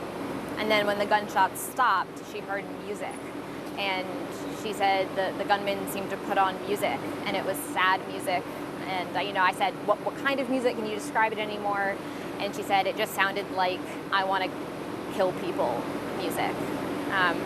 And at that point, she was scared that the gunman would come back into the room and try to kill her as well. And so, and this is hard to say and hard to hear, she put her hands on the body of her friend next to her who had already died, and then smeared her friend's blood all over her body so that she could play dead if the gunman came back into the room. And it was like that, covered in her friend's blood, surrounded by the bodies of her friends and her teachers who had been killed, that she lay there with her eyes closed for, it seems, about up to an hour until the police entered the building. She lay for what she believes is up to an hour, smeared in the blood of a dead friend to play dead in case this gunman came back in. These are the words of an 11-year-old speaking to you, Nora. She didn't want to speak on camera, and she didn't want to speak to a man about this, and so she chose to speak to you. I just wonder, having had that conversation with Mia, can you begin to describe what sort of effect that you think this will have on her?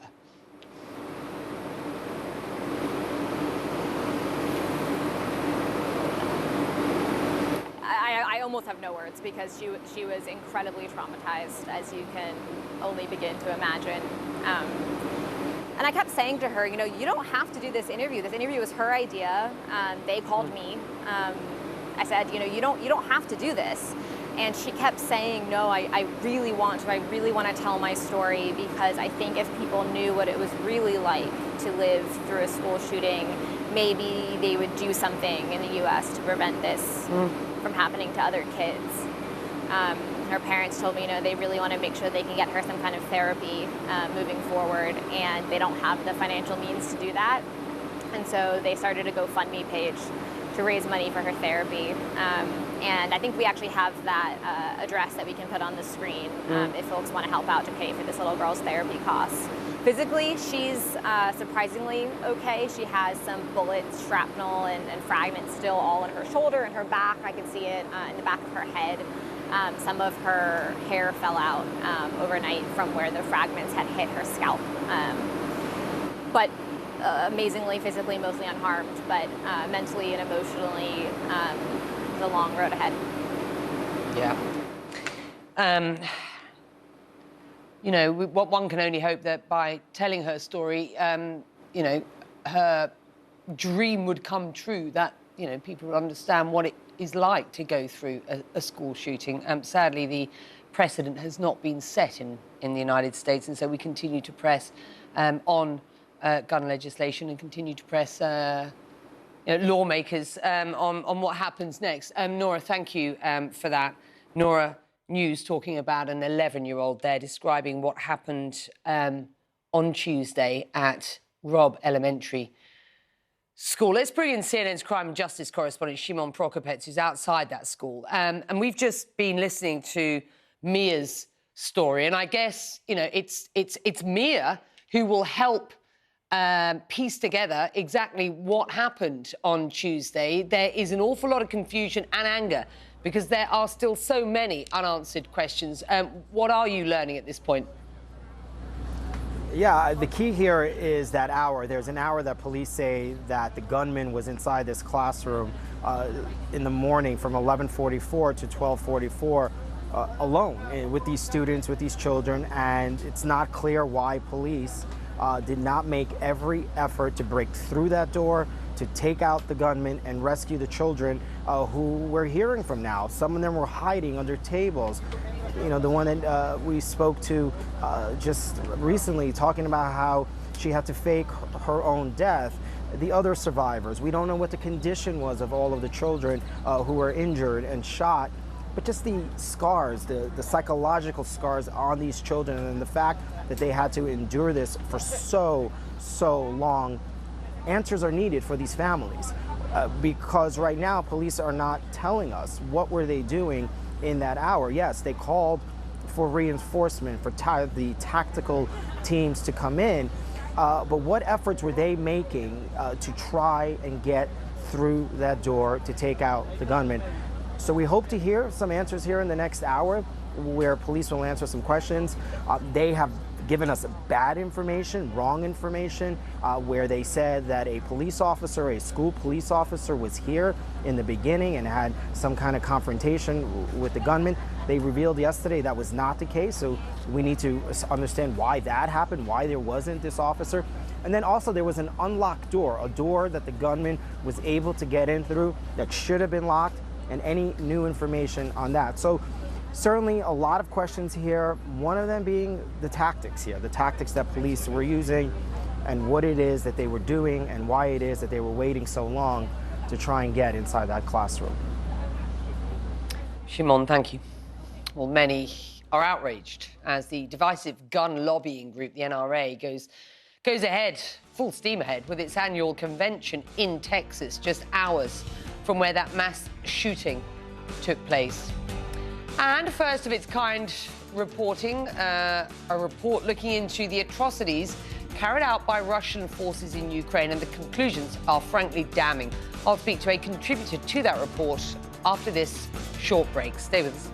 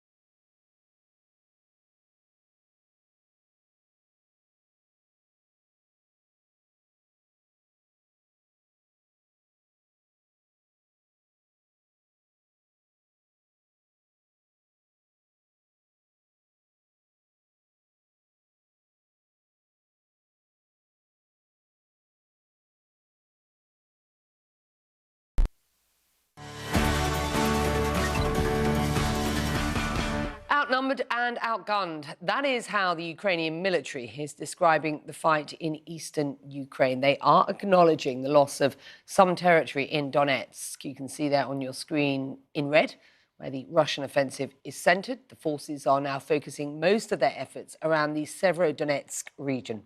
Now, local officials say they are facing non-stop shelling. Ukrainian President Volodymyr Zelensky says the offensive is, quote, an obvious policy of genocide. He has repeatedly accused the Russian state of genocide during this war, but for the first time, an independent report by more than 30 international experts found that Kremlin propaganda, destruction of Ukrainian cultural sites, mass graves, forced relocations of Ukrainians and more pose a serious risk of genocide, triggering all states' obligations to act in order to prevent that under the Article 1 of the Genocide Convention. Well, I want to bring in Ewelina Ochab, and I hope I pronounced your name right, who is a contributor to the report and the co-founder of the Coalition for Genocide Response. It's very good to have you with us. The report says Ukrainians are at severe risk of genocide based on the Genocide Convention, which I just want to lay out for our viewers, which defines genocide as acts committed with the intent to destroy in whole or in part a national, ethnic, racial or religious group. The report found that based on Russia's actions, one can make the inference that they have been taken with the intent to destroy Ukrainians. It does, though, stop short of saying that Russia is committing genocide. So can you explain why that is? Sure. Thank you very much for having me here and for covering this important topic. The report makes two important findings. One is of incitement to commit genocide, and then of the serious risk of genocide.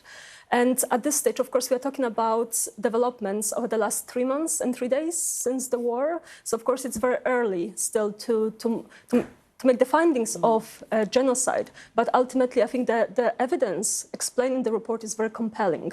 We are talking about propaganda and narrative that wanted to dehumanize the Ukrainians and destroy them as a nation.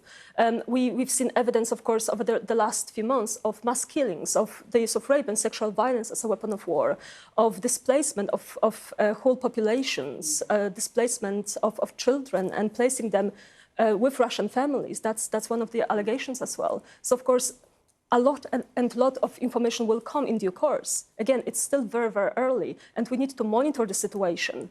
But what is very important with this report is that it puts states on notice that these are the findings at this very stage. What are we going to do about it? And also very important to note is that we don't have to wait until we see bodies on the streets, although we've seen bodies on the streets in Bucha and other places.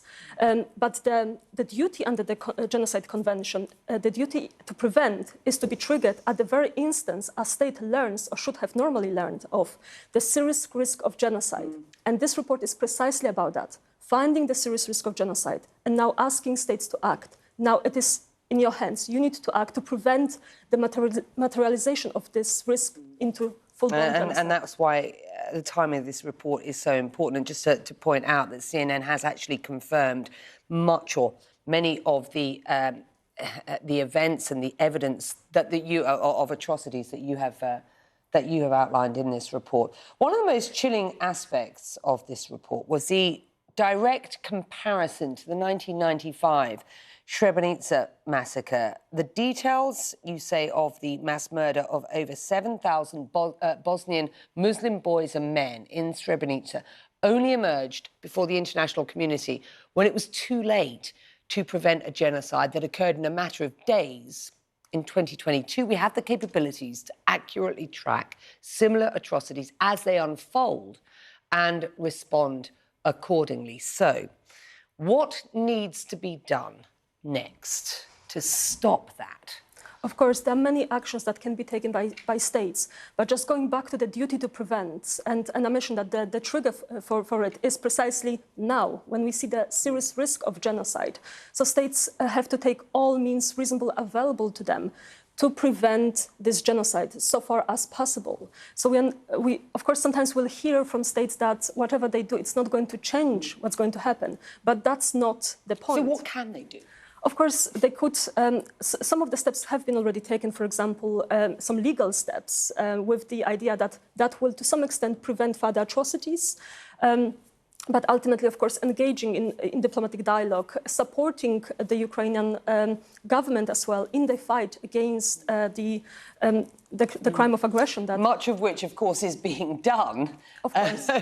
So I guess, as we've pointed out, the importance of this report cannot be understated. The question is, what more can be done at this stage? Do you envision a world in which Vladimir Putin stands trial for these alleged acts of horror and war crimes? Of course, many actors are working on it right now. We know that the International Criminal Court is working on the atrocities. We know that, of course, there are attempts to establish an ad hoc tribunal for the crime of aggression. We know, of course, that there are domestic prosecutions as well happening right now in Ukraine, and also at least 6 countries are working on using the principle of universal jurisdiction to ensure prosecution of the crime. So that there's a lot happening. But just going back to what you just said, that of course a lot is already happening from the steps that should be taken. Yes, but the interest is dropping as well. And we are now in 3 months, 3 days into this war, and we are seeing less and less coverage of the situation. It doesn't mean that the situation is improving. Definitely not. The humanitarian crisis is even getting worse. In fact, it may be getting worse. I mean, you're not seeing less on CNN, by the way, but I understand what you're saying. There is, and we've been talking about this, there is a war fatigue.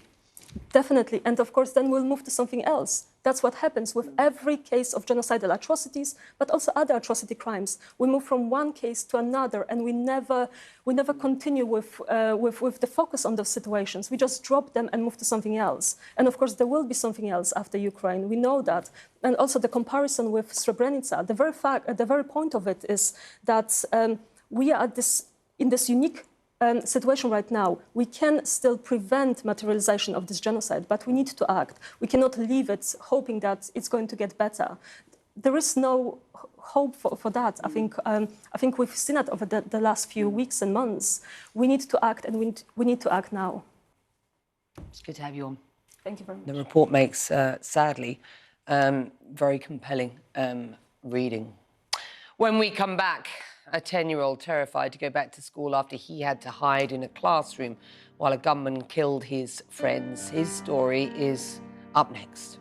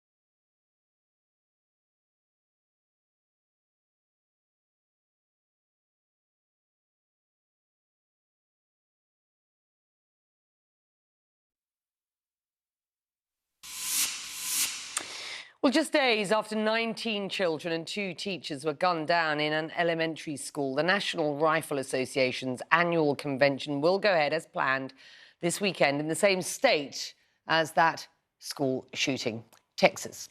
Among those who are expected to speak, former President Donald Trump and Texas Senator Ted Cruz. Texas Governor Greg Abbott will also send a pre-recorded video. At least 4 musicians, though, have cancelled their performances at the convention, and we are expecting to see protests as members of the gun lobby meet. Let's go straight to CNN correspondent Camilla Bernal, who is outside the convention centre in Houston, in Texas, where the NRA is holding the event. As I understand it, there are already protests locally. Just explain the atmosphere where you are. Well, look, Becky, there were a lot of people who wanted this convention to be canceled, and there were others who said, let's postpone it and wait a little bit and then have the convention. But it is already underway. As you can see here behind me, there's already a line at the convention center. They're going in. There is one member of the NRA that I talked to who told me, look, I feel bad. I think it's horrible what happened in Texas, but I also am very excited for this convention. But then directly across the street from the convention, there is a green space, and this is where some of the protesters are going to gather throughout the day. There's a small group at the moment, and it's hard to see because there's still a little bit of protesters and a lot of cameras and media here at the moment, but they're carrying crosses with pictures of every child that was shot in Uvalde, and they say they will continue to be here throughout the day. Among some of the protesters that we're expecting later on today is Beto O'Rourke. He is the gubernatorial Democratic candidate for the state of Texas, and a lot of the organizers have told me, look, we are not only expressing our frustration, our anger, but we also are hoping to register people to vote. The city of Houston has said that they're going to keep things as safe as possible. They're going to have two zones, the protesters and then the counter protesters. Sylvester Turner, the mayor of Houston, said, look, I cannot cancel this event, but he is saying that he hopes that politicians pull out of the event, especially those publicly elected. Here's what else he had to say. Even though the city cannot cancel a contract because we don't agree with their position on guns, certainly the NRA can postpone their convention for a week or two to allow the families to bury their children. And of course, that is not happening in terms of security inside of the event. Because former President Donald Trump will be speaking tonight, it is Secret Service that will be in charge. And they say no guns will be allowed in that hall where President Trump will be speaking. Governor Greg Abbott was also supposed to speak today. He's sending a pre-recorded video because he is staying in Uvalde. There are other politicians that have pulled out, including Dan Patrick, the Lieutenant Governor of Texas, and Senator John Cornyn, also of Texas, who did not cite the shooting and instead cited a scheduling conflict. So we're seeing some people that are not going to be here while others are going on as planned, but still a lot of controversy around this year's convention. Becky? And Camilla, there will be people watching this show who will think it is inconceivable that the narrative that the convention would be tone deaf to this school shooting. Is it clear what will be said, whether a moment of silence will be held? How is it clear how the organisers might cope with this jutting up as it is against such an awful, horrific event in the same state of Texas just earlier this week? Yeah, I think we got a little preview of that from the statement that the NRA released earlier after the shooting, and they pointed to the one shooter. They pointed to one criminal and did not specifically talk about guns. Then they went on to say that they're going to continue to support safe schools. So I think that's where the message is going to go towards in terms of when we hear from NRA leadership. Of course, we won't know what happens until they actually do speak. But I think the focus is going to be on mental health, on the one shooter who is responsible for all of this, and then on possibly arming either teachers or guards or police who are at the schools. That's sort of the message that you're hearing from a lot of the Republicans and from the NRA. But of course, we'll have to wait and see what happens later on this afternoon. And this goes on until Sunday. So we have a couple of days of all of these events and speakers. Becky? As we say, Donald Trump, the former president, expected to be in attendance later this afternoon. Thank you.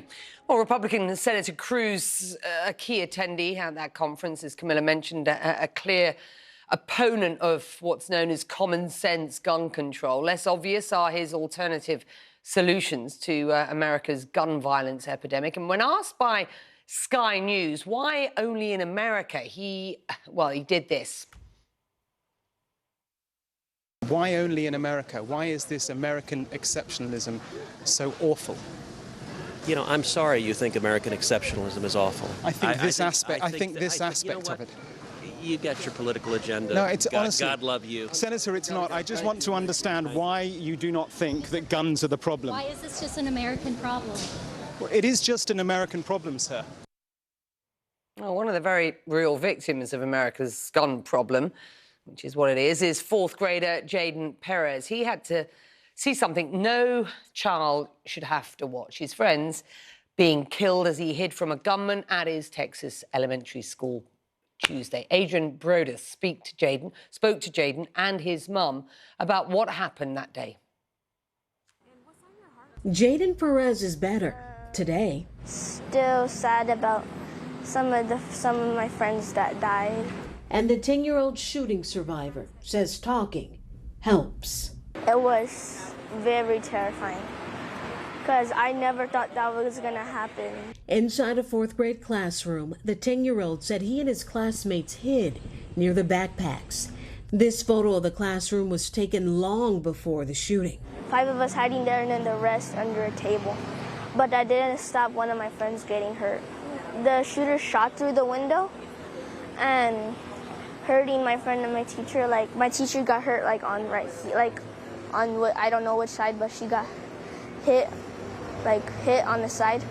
And then my friend got like shot through the nose.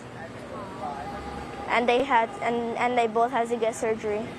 Perez said an officer helped him and his classmates escape through a window, but not before the shooter had killed his friends. McKenna, Tess, Annabelle, basically almost all of them. Jaden's pain, not physical, but emotionally paralyzing. No, because after what happened, no. Do you ever want to go back to school? I don't want to know what, because I don't want anything to do with another shooting and me in the school. You scared it might happen again? Mm-hmm. And I know it might happen again, probably. Jaden's mom, Crystal, shared these pictures taken about 90 minutes before the shooting. She's with her son at the school, celebrating Jaden's honor roll achievement. His mom said waiting, not knowing, was tough. What did you tell your mom when you finally saw her? I left my water bottle at school. Your water bottle. Did you hug her? Mm-hmm. Or she hugged me first and she was like, "Ugh." Was she so happy to see you? Yes, and my dad and my grandma. What do your parents mean to you?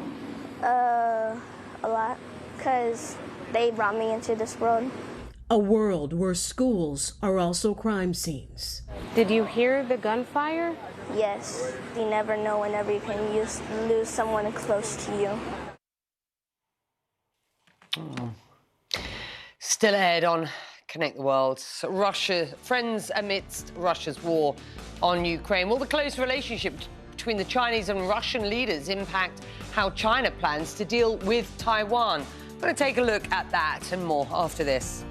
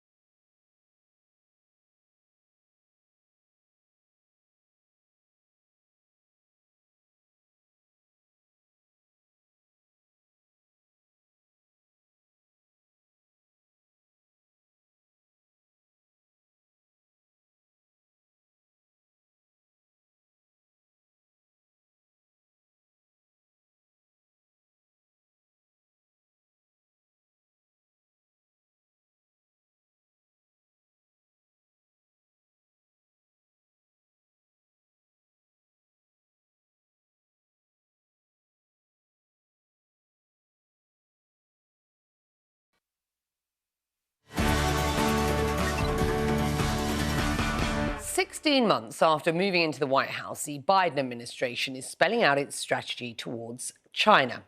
Secretary of State Antony Blinken saying in a speech on Thursday that China poses, and I quote him here, the most serious long-term challenge to the international order. To counter that, Blinken says the US will close ranks with its allies and will be ready to defend its interests. But he also says Washington doesn't want to start a new Cold War with China or change its political system. Instead, Blinken says the door is open to diplomacy. This is a charged moment for the world.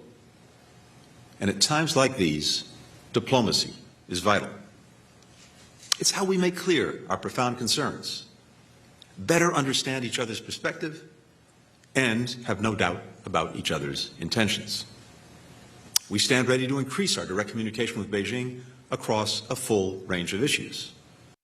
Well, in Beijing, the Foreign Ministry spokesperson said today that Blinken's speech smears China, and he repeated Beijing's long-held position that Taiwan, along with Hong Kong and Tibet, are purely internal affairs of China. Well, Ivan Watson tells us why the US fears that China will follow Russia's Ukraine playbook for dealing with Taiwan and why it might experience similar problems. Have a look at this. Russia and China enjoy a friendship with no limits. This announcement made by the Russian and Chinese presidents when they met on February 4th on the eve of the Beijing Winter Olympics. 20 days later, soon after the end of the Olympics, Moscow invaded Ukraine. Russia's unprovoked war sparking fears China could have similar plans for Taiwan. Beijing claims the self-governing island belongs to China. Asked if he would get involved militarily to defend Taiwan against China, the U.S. president had this explicit warning. Yes. You are? That's the commitment we made. Beijing has long called for peaceful reunification with Taiwan, but it has also never ruled out using force against Taiwan's democratically elected government. And when it comes to military force, China dwarfs Taiwan, boasting the largest navy in the world and the largest air force in the region. But if Russia's deadly adventure in Ukraine taught strategists anything, it's that size doesn't always matter. The country may clearly have a conventional military advantage over an adversary, but that doesn't mean that it would necessarily achieve easy military or political victory. The war in Ukraine highlights another potential challenge for China. To attack Ukraine, Russian troops simply drove across the border from Russia and from neighboring Belarus. But to reach Taiwan, Chinese forces would have to cross the Taiwan Strait, more than 100 miles, 180 kilometers of open water. Well, amphibious assaults are the most difficult, complex operations in warfare. If the Chinese tried to send an invasion force from the mainland to Taiwan, they would have to contend with salvos of anti-ship missiles. And what we would see is a massacre of shipping, probably in the waters around Taiwan. The Russian Navy has suffered major losses from suspected Ukrainian anti-ship missiles. First losing this landing ship in the Russian-occupied port of Berdyansk, and then losing the Moskva, the flagship of the Russian Black Sea Fleet. Analysts say Taiwan has a much larger arsenal of anti-ship missiles at its disposal, and its military has been training for 70 years against the threat of a Chinese invasion. China is learning the lessons from Ukraine, both in a positive and also in the negative manner. Early in his Ukraine war, Vladimir Putin publicly put Russia's nuclear weapons on alert, a thinly veiled threat to the West. Probably that the China will bring in the kind of advantage of the nuclear threats in the early phase of the scenario. That will potentially, I think, change the calculation of the Washington, D.C. As a warning to the U.S., China's foreign ministry declared this week that no force in the world can stop China from achieving reunification with Taiwan. Ivan Watson, CNN, Hong Kong. This is fascinating. Nick Robertson joining me now. Is this concern about Taiwan in that, Beijing may be taking a leaf out of the Ukraine playbook. Is this overplayed? It's been President Biden's main concern when he first came to office, and it was, the Obama administration that had wanted to pivot to Asia because they saw the Chinese threat. And if you think about, last year we heard a lot from President Biden, and also we heard a lot under Trump as well, that European partners and allies really needed to rally to the US position that China was not a good human rights actor, it was not a good trade partner, and that, this alignment of the United States and European countries on their view of China has sort of solidified post the Ukraine war. Not perhaps because of what China has done there, but because it solidified this concern that other autocracies around the world that cannot be trusted. So by Biden just last week, in the past week, going to Asia, going to South Korea, going to Japan to meet with allies there, that really signals that he still sees this as his major concern, that this is a real concern because this is China's path to challenging the United States. If they win on Taiwan, then the United States as a global power is diminished. It's the acid test. It was interesting to hear Blinken really lay out what the Biden administration's China policy is. I have to say, in listening to that, if you closed your eyes, there was a kind of, a whiff of Barack Obama in that, in the intonation, at least, of Blinken, if not in the narrative. It's one that we recognise. I have to say, I didn't think there was anything particularly new, but the Chinese, Beijing, have certainly seen it and heard it and are treating it as a smear. I wonder if we sort of move away from that speech and just look at activity. Yesterday at the UN Security Council, we saw China and Russia, for the first time, I think, in something like 15 years, veto sanctions which were suggested by the US on North Korea.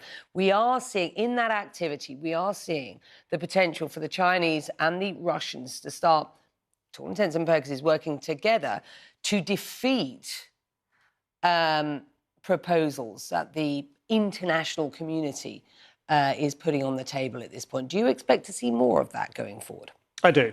And quite simply, China several years ago has clearly taken the view that the West, the United States, and as many allies as it can bring, are trying to keep China back from its rightful place as potentially the world's major economy. It's not there yet, but as a major producer of real high tech, not the cheap products that China decades ago flooded the world market with. And frankly, it feels like it's being dissed, right?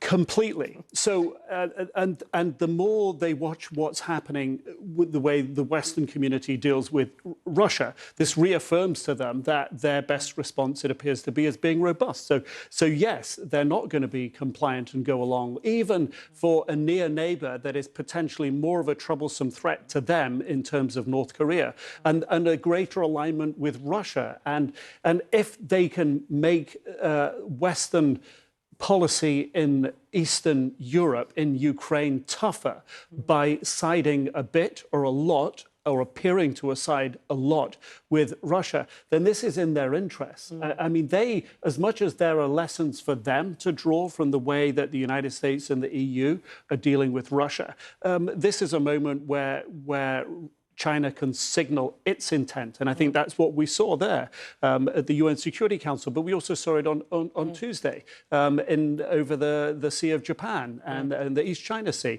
where there was a joint strategic flight of Russian and Chinese bombers. And that was while President Biden was in Japan. It's all very strong and clear signaling. There is a polarizing of the world taking place, and where does one see those poles, that magnetic polar opposites, so clearly?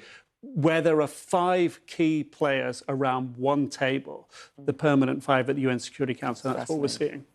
Couldn't be more interesting to be the international diplomatic editor at CNN these days, could it? I would say so. Good job we've got him. Well, a car given by the former Shah of Iran to a Romanian dictator in the 1970s is now being used to raise awareness for the Iranian LGBTQ community. More on that after this.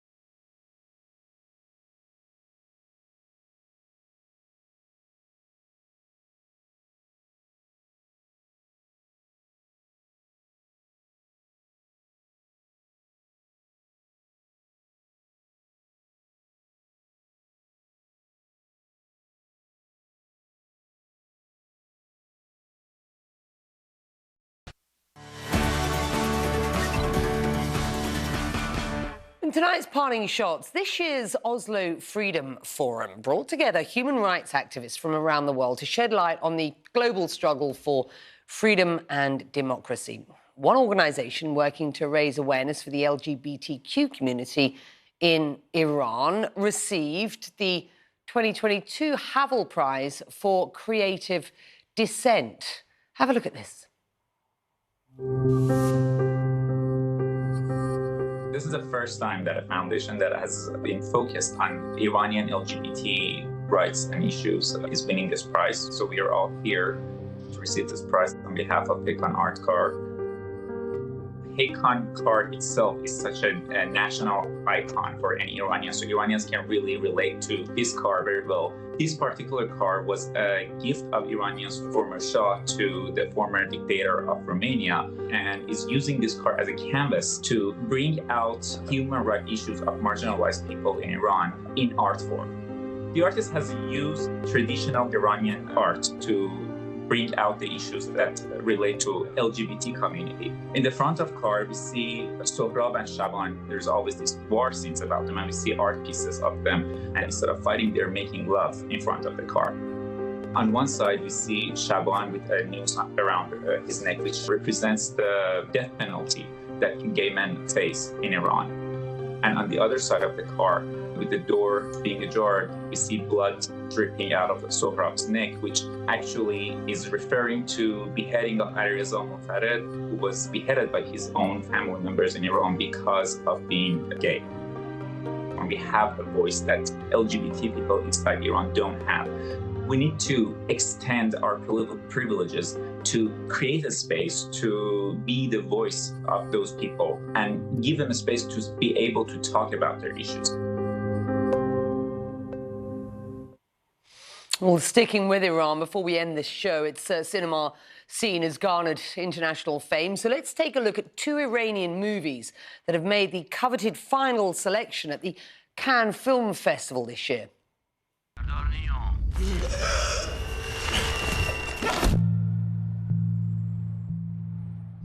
Holy Spider by Iran-born director Ali Abbasi is inspired by the true story of a serial killer who targeted sex workers in Iran. Critics are already marking it as a Palme d'Or contender. That's, of course, the highest prize awarded at the festival.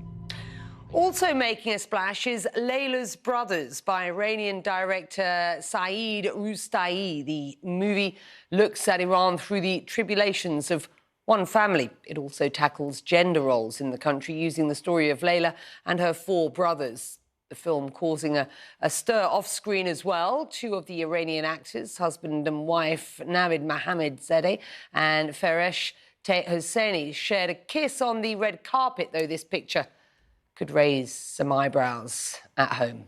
In 2014, a kiss from Iranian actress Layla Hatami on the cheek of the festival's president caused outrage back at home. Iran's Deputy Minister of Culture called the act a violation of religious beliefs.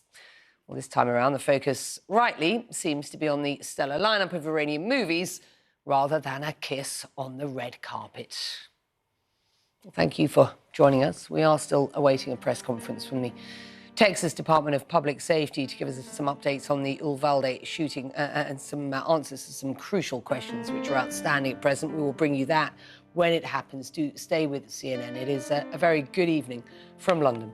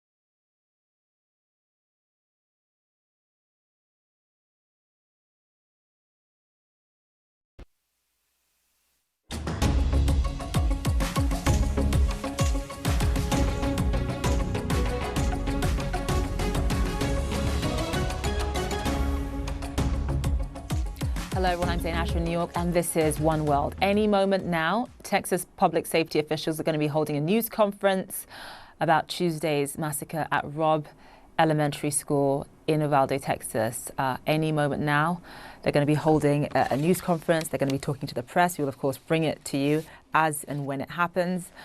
And it has, of course, been 3 days since a teenager with an assault rifle walked into that school and slaughtered 19 children and 2 teachers. There was no school officer outside to stop him, and once inside for nearly an hour, the gunman was left to unleash on the innocent. This is parents who were in obvious agony, cried and begged officers outside the school to let them inside.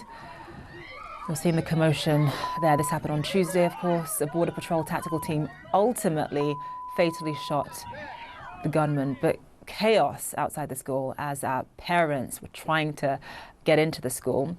Parents are now demanding an explanation. What exactly took officers so long to act? All right, Texas officials are speaking about this shooting. Let's listen in.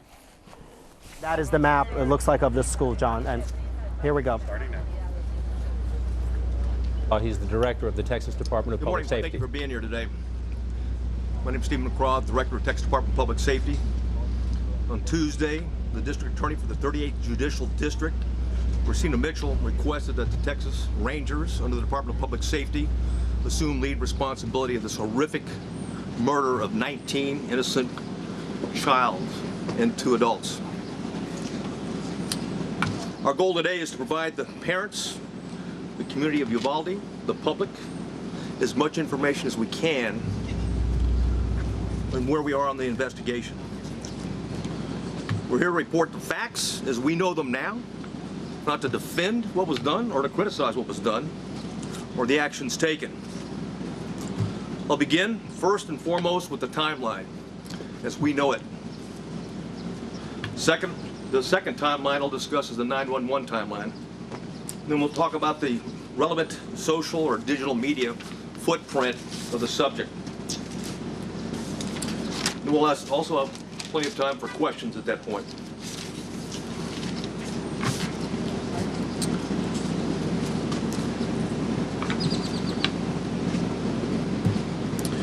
At 11:27, we know from video evidence, at 11:27, the exterior door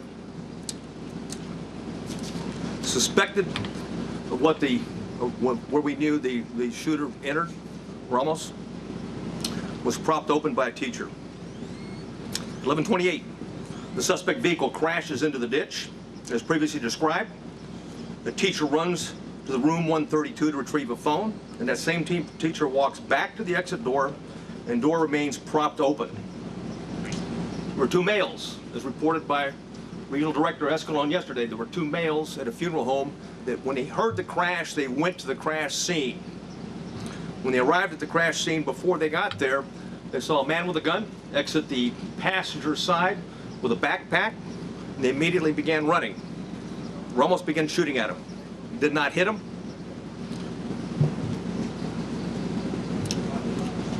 One of the males fell when he was running. Both males returned to the funeral home while they're running. And then again, we see through video, teacher reemerges inside the school in panic and apparently calls 911. 911 call at 11:30. There was a crash, man with a gun. 11:31, the suspect reaches last row of vehicles in the school parking lot. 11:31, the suspect shooting began at the school while patrol vehicles got to the funeral home.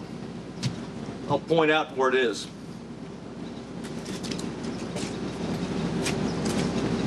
Crashed vehicles over here. The suspect was hiding behind a vehicle, started walking down, shooting into the classroom. There was discussion early on that an ISD, Consolidated ISD for Uvalde, was a resource officer and had confronted the subject. That did not happen, as R.D. Escalon talked about yesterday. It was certainly stated in preliminary interviews, but often these preliminary interviews and a cursory walkthrough doesn't reveal the type of information, and certainly, police officers, like anyone else, under stress, sometimes witnesses get it wrong. But the bottom line is that officer was not on scene, not on campus, but had heard the 911 call with a man with a gun, drove immediately to the area, sped to what he thought was the man with a gun, to the back of the school, what turned out to be a teacher, and not the suspect. In doing so, he drove right by the suspect, who was hunkered down behind a vehicle, where he began shooting at the school.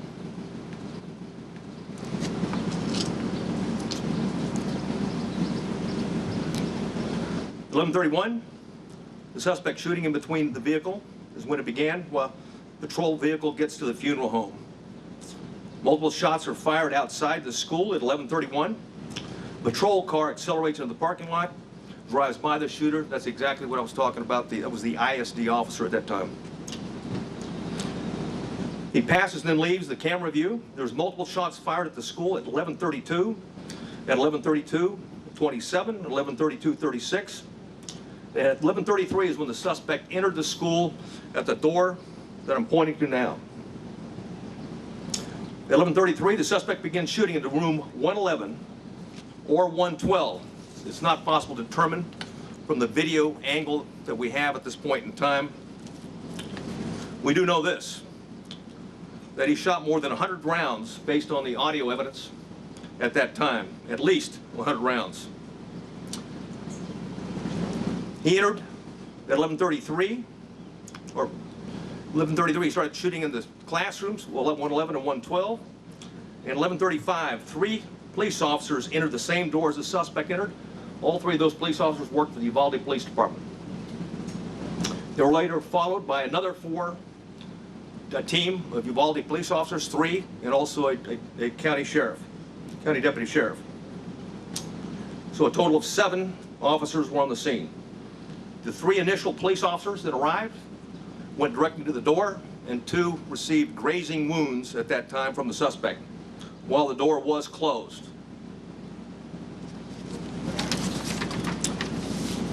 At 11:37, there was more gunfire. Another 16 rounds was fired at 11:37. 1 at 11:37, and 16 seconds, 11:38, 11:40, 11:44. At 11:51, a police sergeant and USB agents started to arrive. At 12:03, officers continued to arrive in the hallway, and there were as many as 19 officers at that time in that hallway.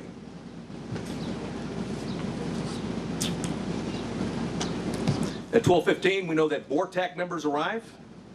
Not the entire BORTAC, but members of BORTAC, along with Shields. At 12:21, the suspect fired again, was believed to be at the door. At 11:21, law enforcement moved down the hallway. At 11:50, they breached the door using keys that they're able to get from the janitor, because both doors were locked. Though both of the classrooms that he shot into were locked when officers arrived. They killed the suspect at that time. And now I'd like to go over the 911 timeline.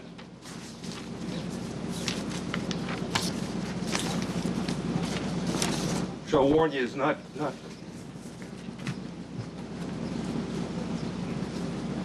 It's better that I read it than you listen to it.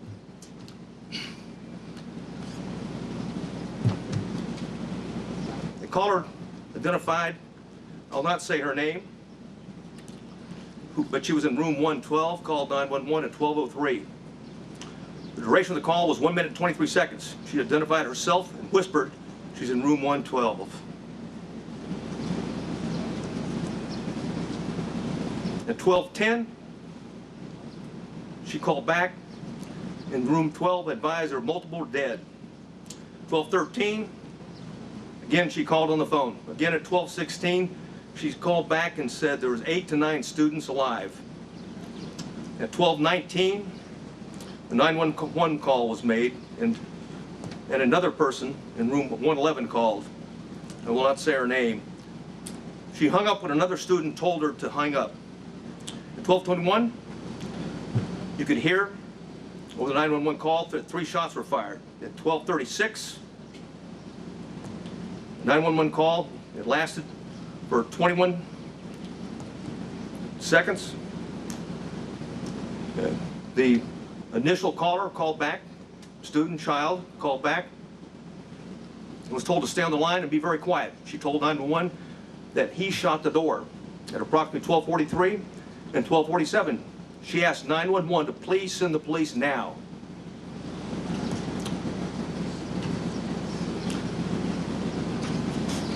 At 12:46, she said that she could hear the police next door. At 12:50, shots are fired.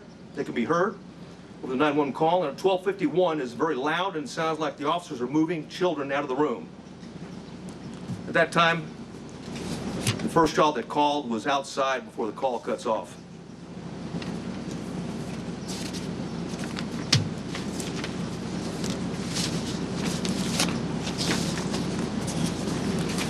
Additional information that we have is that there are 58 total magazines at the school related to the crime scene. 11 of those magazines were inside the school. 3 were on the suspect's body. 2 in room 112, 6 inside room 111. 5 were on the ground, 1 was in the rifle. There were 32 magazines outside the school, but on school property. 1 just outside the school building and 31 in the suspect's backpack that he did not take into the classrooms with him. There was 15 magazines at the crash site. There were 2 magazines at the suspect's residence for a total of 60 magazines. He had purchased and had a total of 1,657 total rounds of ammunition. 315 of those rounds were inside the school. 142 of those were spent cartridges. 173 were live rounds. 922 were outside of the school, but on school property. 22 of those were spent cartridges. 900 were live rounds.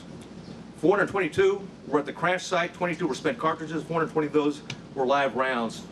There's 35 spent law enforcement cartridges total in the school. 8 of those were in the hallway. 27 were inside the classroom. 111 where the suspect was killed.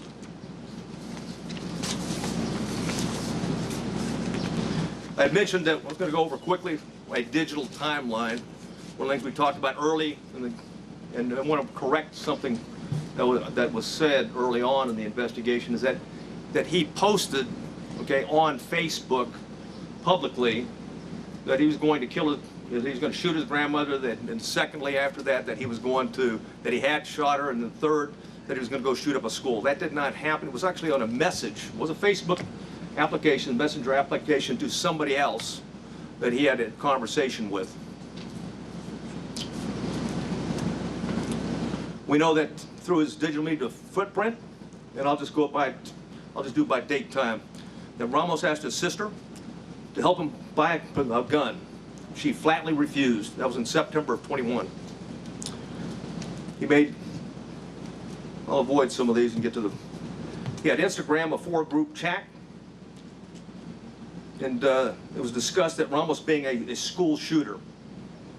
That was on February 28th of 2022. On March 1st of 2022, there was an Instagram he had with 4 people. It was a chat. He discussed him buying a gun.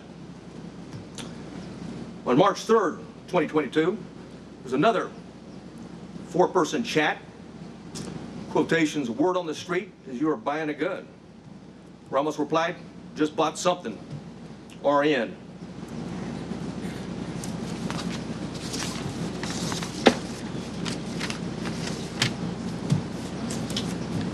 On March 14th, and there was an Instagram posting by the subject, in quotations, 10 more days. The user replied, are you going to shoot up school or something? The subject replied, no, and stop asking dumb questions and you'll see.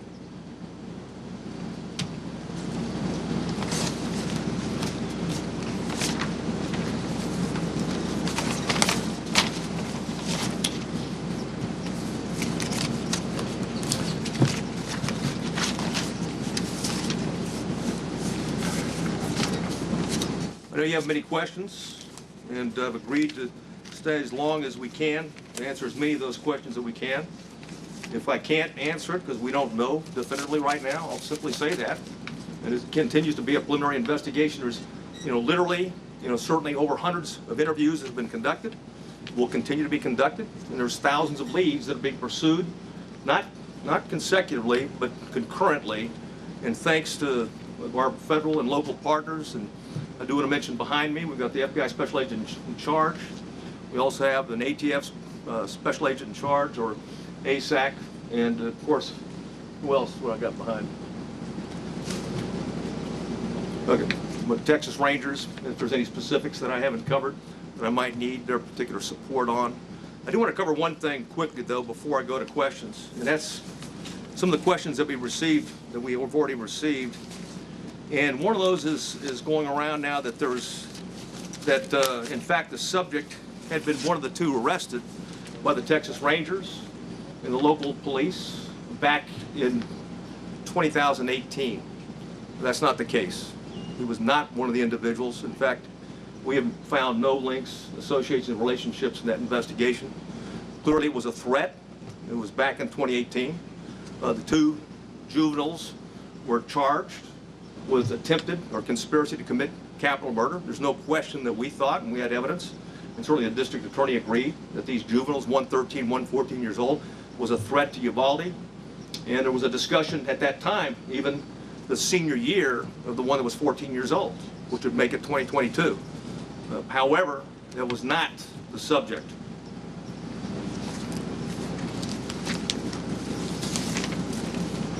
Questions? Give your answers. Huh? Tony's going to translate the Spanish. Okay. Oh yeah. Oh, one thing I want to say. One thing I failed to say is that when we're done, we have Tony Peña with us. He's going to translate into Spanish. Okay, what the answers and the questions are afterwards.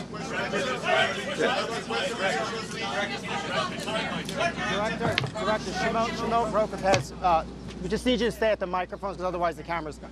Thank you for doing this, and I do hope you stay here and take as many questions as possible. You say there were 19 officers gathered in the hallway or somewhere.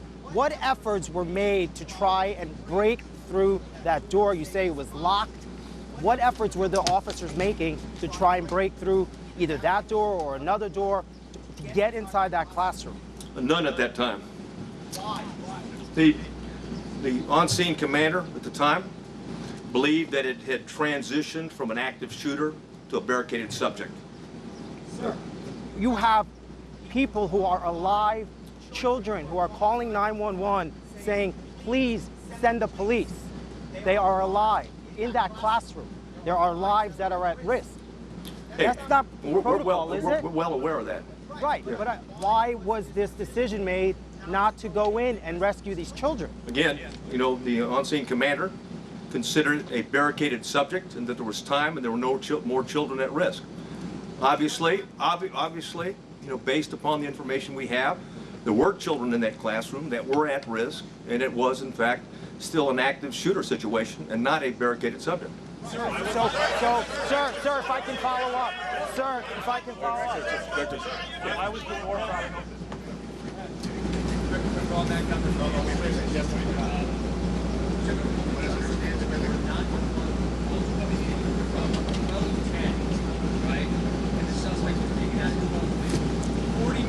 Let me. I need to lift.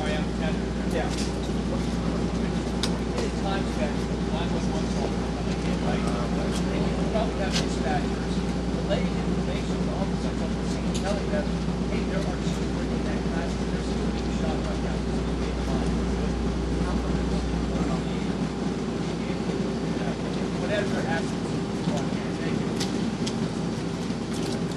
The question simply is this.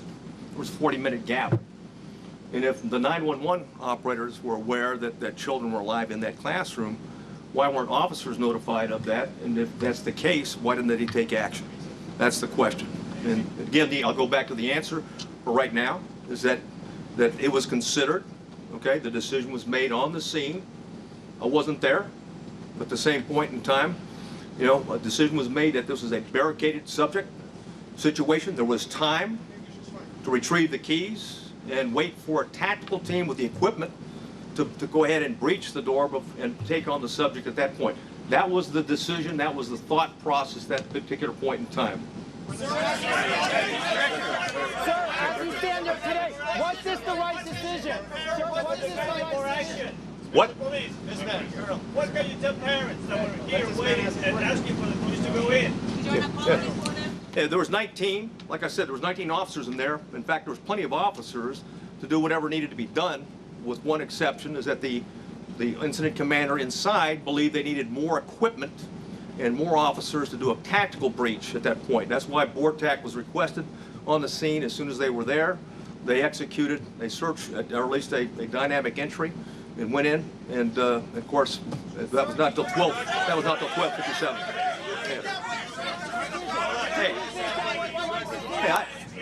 With the benefit of hindsight, stand by,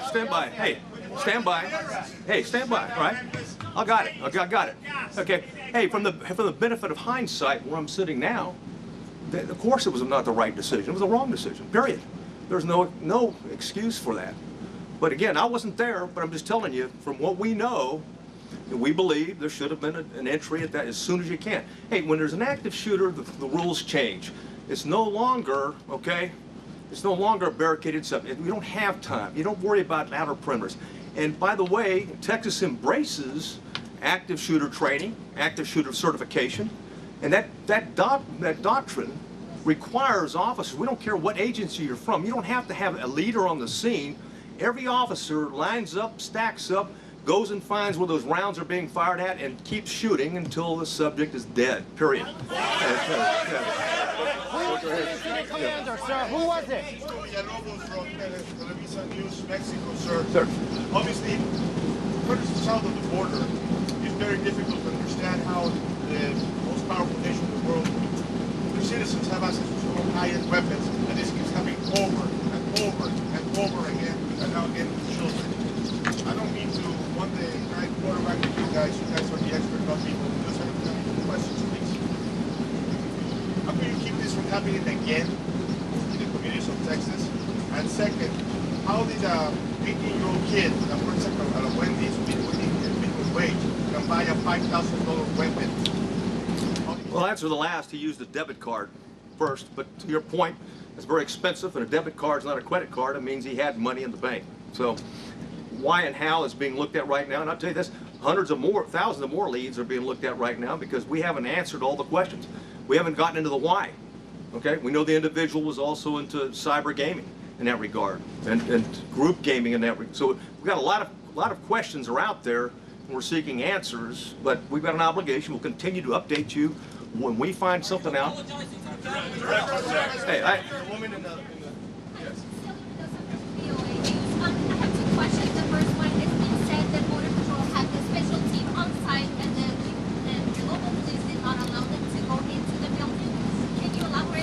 Hey, the Border Patrol agents, the BORTAC agents that were in the building, did line up. They're part of the 19 that I talked about, and the entry team, ultimately the entry team that went in.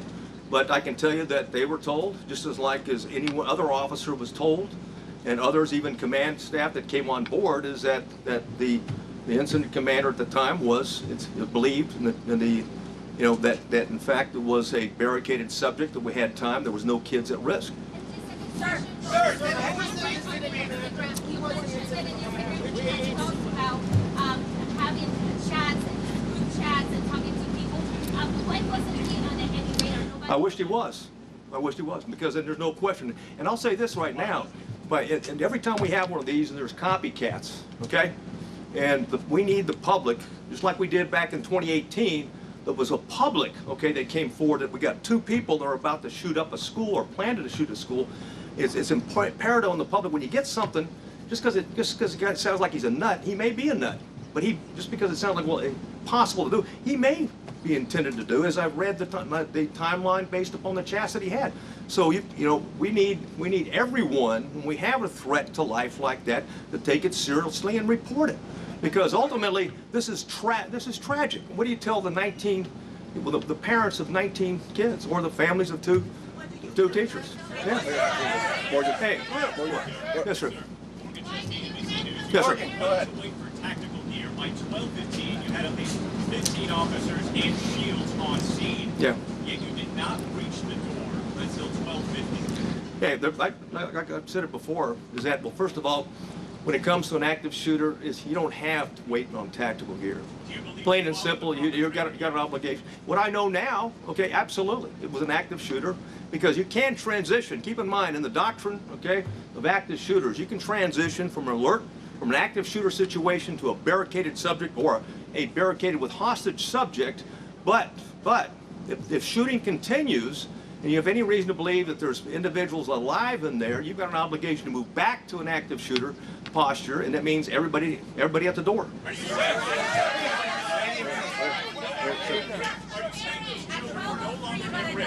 When he barricaded himself. Saying there were children alive in classroom 112, 8 to 9 children.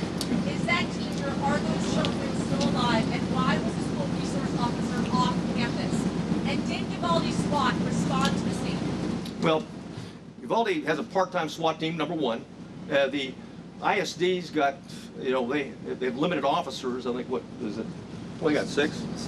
For the school district, they got six. Yeah, the Consolidated Independent School District has 6 officers, and they didn't have one posted at that location. And someone said, "Hey, what do you tell the parents?" I mean, you know, bottom line is that, or someone talked about and said, when there's kids in the room, why wasn't there an entry? Because it was believed, like I said at the time, that the subject was stationary, barricaded. There was no risk to other children. Again, on retrospect, from where I'm sitting right now, clearly there was kids in the room. Clearly, okay, they're at risk. And oh, by the way, even when you go back to shooting, there may be kids that are injured. Okay, they may have been shot but injured, and it's important for life-saving purposes to immediately get there and render aid.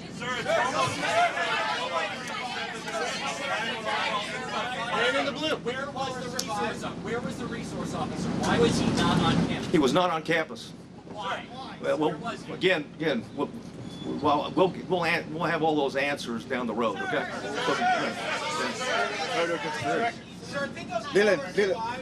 lady in the front. Here. Hi, this is Univision Network, and thank you for doing this. Most of the community is Hispanic. Yes. A bunch of them are undocumented, and to them, the world, we apologize to all those parents who were outside screaming, trying to get in. It was obvious that it was not under control.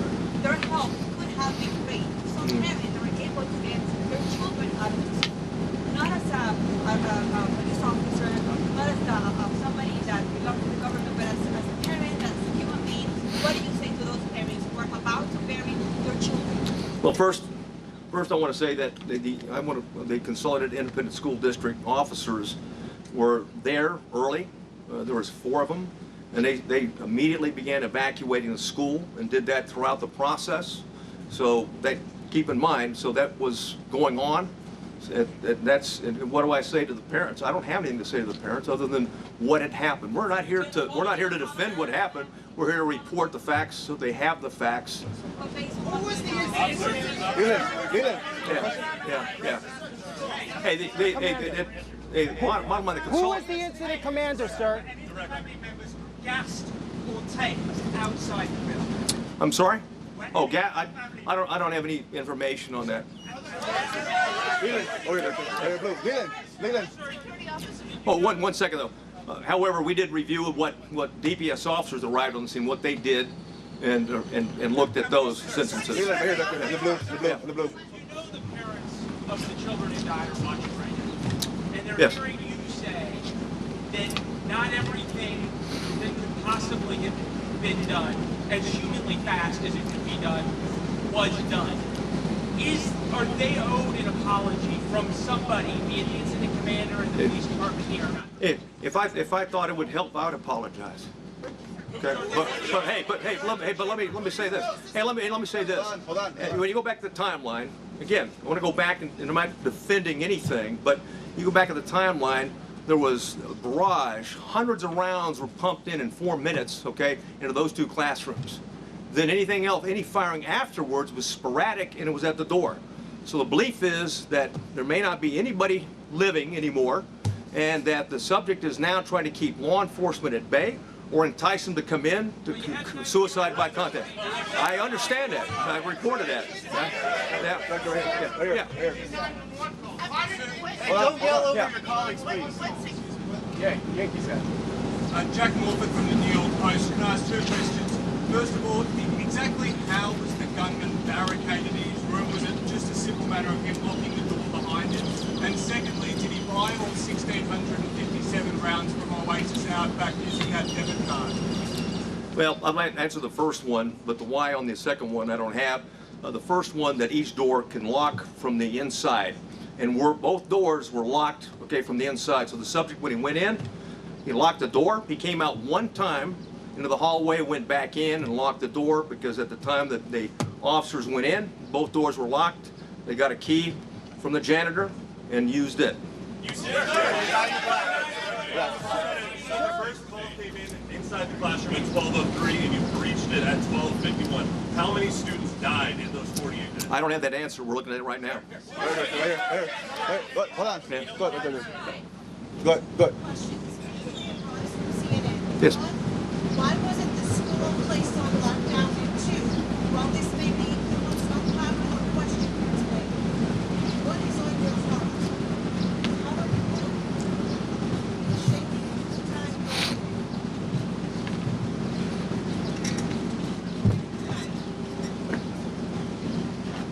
Yeah, thanks a lot.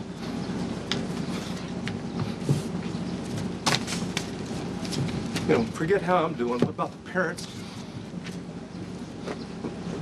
of those children? Don't forget about me. Don't worry about me or officers and stuff like that. We take an oath to uphold the law and protect people.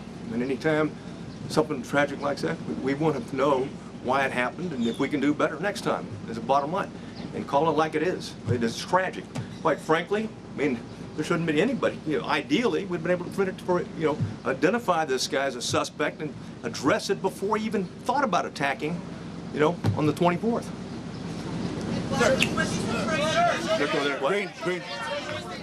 Go ahead. Over here. There's a lot of ammunition, a lot of rounds. Are there other people that you're looking at to arrest? And we're looking at other people. Absolutely. Anybody who's been in contact, we're looking at anything. Links to associations, people that may have known something, and will continue, and may have been involved in some chat room gaming along with them. So there's nobody that we're not going to talk to and look at. And it's certain, I can assure you that the district attorney is very proactive and very concerned about this, and that if any evidence that we bring to her that someone was an accomplice or an enabler or didn't do what they should have done, if it's in violation of the law and it meets the probable cause standards, I have no doubt that she'll take care of business just like she did back in 2018 when we had 2 juveniles plot a capital murder at the school. Right there in front of you, right there. Well, 911 calls at 12:10, 12:13, Yes. 12:16. The shooter wasn't killed until 12:50. Did any of those 911 callers survive? Yes. And all of them? I can't tell you that with certainty, but more than one survived. How many children got pulled out of I'm sorry, what? Give us an update on the number of officers injured, the condition where they are now, and also were there any windows in the classroom that the officers should into? Yes, the windows I'll go backwards, and right over here, I'll move over here. Subject shot into these windows right here as he's approaching the door, right? So the children were vulnerable all the time going through. We don't have any recording of any of the children maybe injured but not dead the way he shot in this particular area, right? It's as to the answer in terms of someone could have shot opposite in that regard. I don't have the answer for that, quite frankly. Right? We're looking at a number of different things in terms of ballistics and things like that, what you can do. Keep in mind, when you've got children, okay, in here, come back to the mic, we've got children in here. Oh, yeah. Oh, she's, yeah. Oh, okay. Okay. Right. And we're looking at this from a tactical standpoint and everything in terms of looking backwards, okay? And certainly one of the things is, what was the access at 111 and 112 in that regard? And also, there's other access points as well. Right there. Hold on. Let me say one thing. One thing I didn't point out, okay, is that when we've got him going into these rooms, right here's a Jack and Jill restroom between. So not unlike Santa Fe, the classrooms are separated, but they're really connected. So you can move back and forth between those two classrooms. In the green. Yes, sir. Was the incident commander receiving the information coming via the 911 call? And if so, why not? And if so, you speak to the level of investigation that you're putting into that very question. Yeah, well, that question will be answered, but I don't have I'm not going to share the information we have right now, because I don't have the detailed interview right now. Go ahead, sir. Right there. Yeah. If it was a barricade situation, did any police officers go in and get their own kids while the parents were outside? Not that I'm aware of, no. Right there. Go ahead. Yes, please.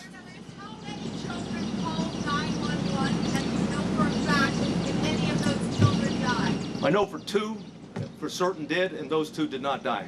Sir, why was that propped open door still propped open even after the incident was occurring, the shots being fired at the funeral home? Bottom line is, we reported what happened.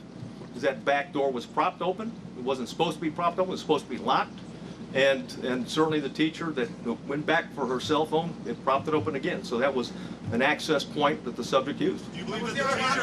Right there, in front of you. Right there. Go ahead, Blue. Go ahead. Hold on. You have said in hindsight mistakes were made, and Democratic Congressman is now calling for the FBI to investigate the response here. Yeah. Is going to be held accountable? Well, first of all, we welcome the FBI. There's a reason why there's the FBI special agent in charge behind me right now. They play a vital role. And again, this is about finding facts and reporting facts as quick as we can. This is not about trying to defend, or it's not about trying to assess or even be hypercritical. It's about the facts and sharing whatever we learn on the facts as quick as we can and be as transparent as we can. You know, okay, the media, but more importantly, the parents and the public and the citizens of Uvalde and Texas. Go ahead, Blue. Go ahead. Hold on. Sir, hold on. The chief of police of the Consolidated Independent School District is the incident commander. It's his school. He's the chief of police. Okay. Hey, again, I'm not going to discuss disciplinary. But there's an ongoing criminal investigation. Is the teacher being investigated and working with? You know, I'm not going to get into that. I would like to ask the FBI a question. Yeah, ma'am. Which was responsible for making that decision not to breach the classroom? It seemed he was here for The chief of police of the Consolidated Independent School District.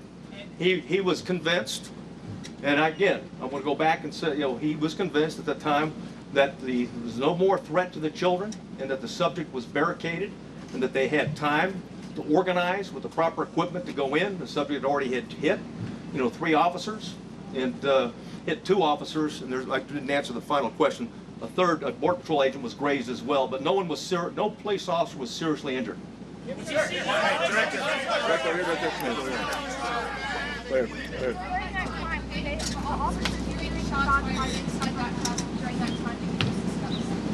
Yes, they did. He shot, and I went through the timeline before, where he continued to shoot, and periodically, sporadically. The last, I think I already gave you the timeline. I'm sure I went through it, but the last time that he shot right before the entry, okay, was he shot at 12:21. So. At the officers or at the children? Well, no, not at the children. I'll tell you what, we don't know yet. We believe it was at the door, is what he fired at. Right here. Go ahead. Right there. Wes. Hold on. What kind of equipment did law enforcement have in each specific moment of the response? Hey, well, we know that at the beginning, when the BORTAC agents arrived, they had 3 ballistic shields. It's going to be the last question. What? Last question. I'm not asking the FBI a question. Can we have the FBI? FBI at the podium, please. Sir, the FBI. Hold on.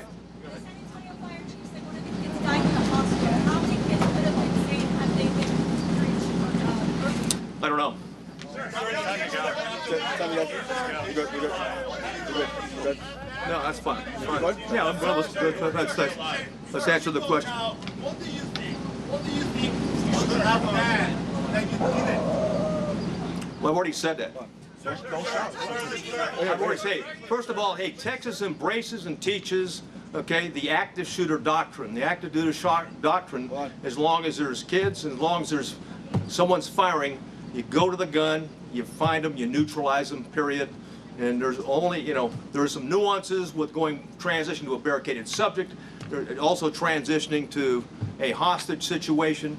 And of course, the decision at the scene was that this is still a barricaded subject that did not go back to an active shooter situation. Go ahead. Yeah. Where is the police chief, and why isn't he here to take our questions?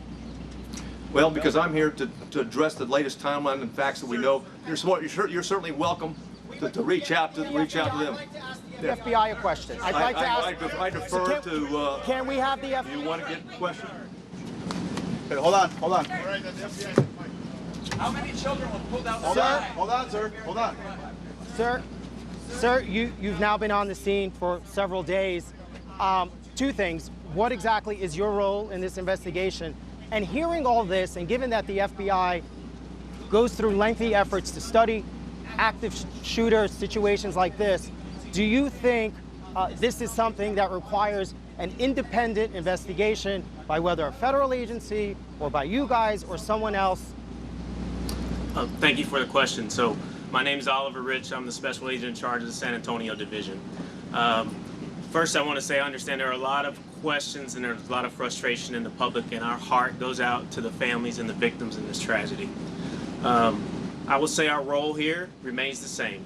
We are here to assist in this investigation, to provide the support to the community to the best of our ability. We've had 200 people here for over 4 days. We have people working all across the country to support this community and to support this investigation.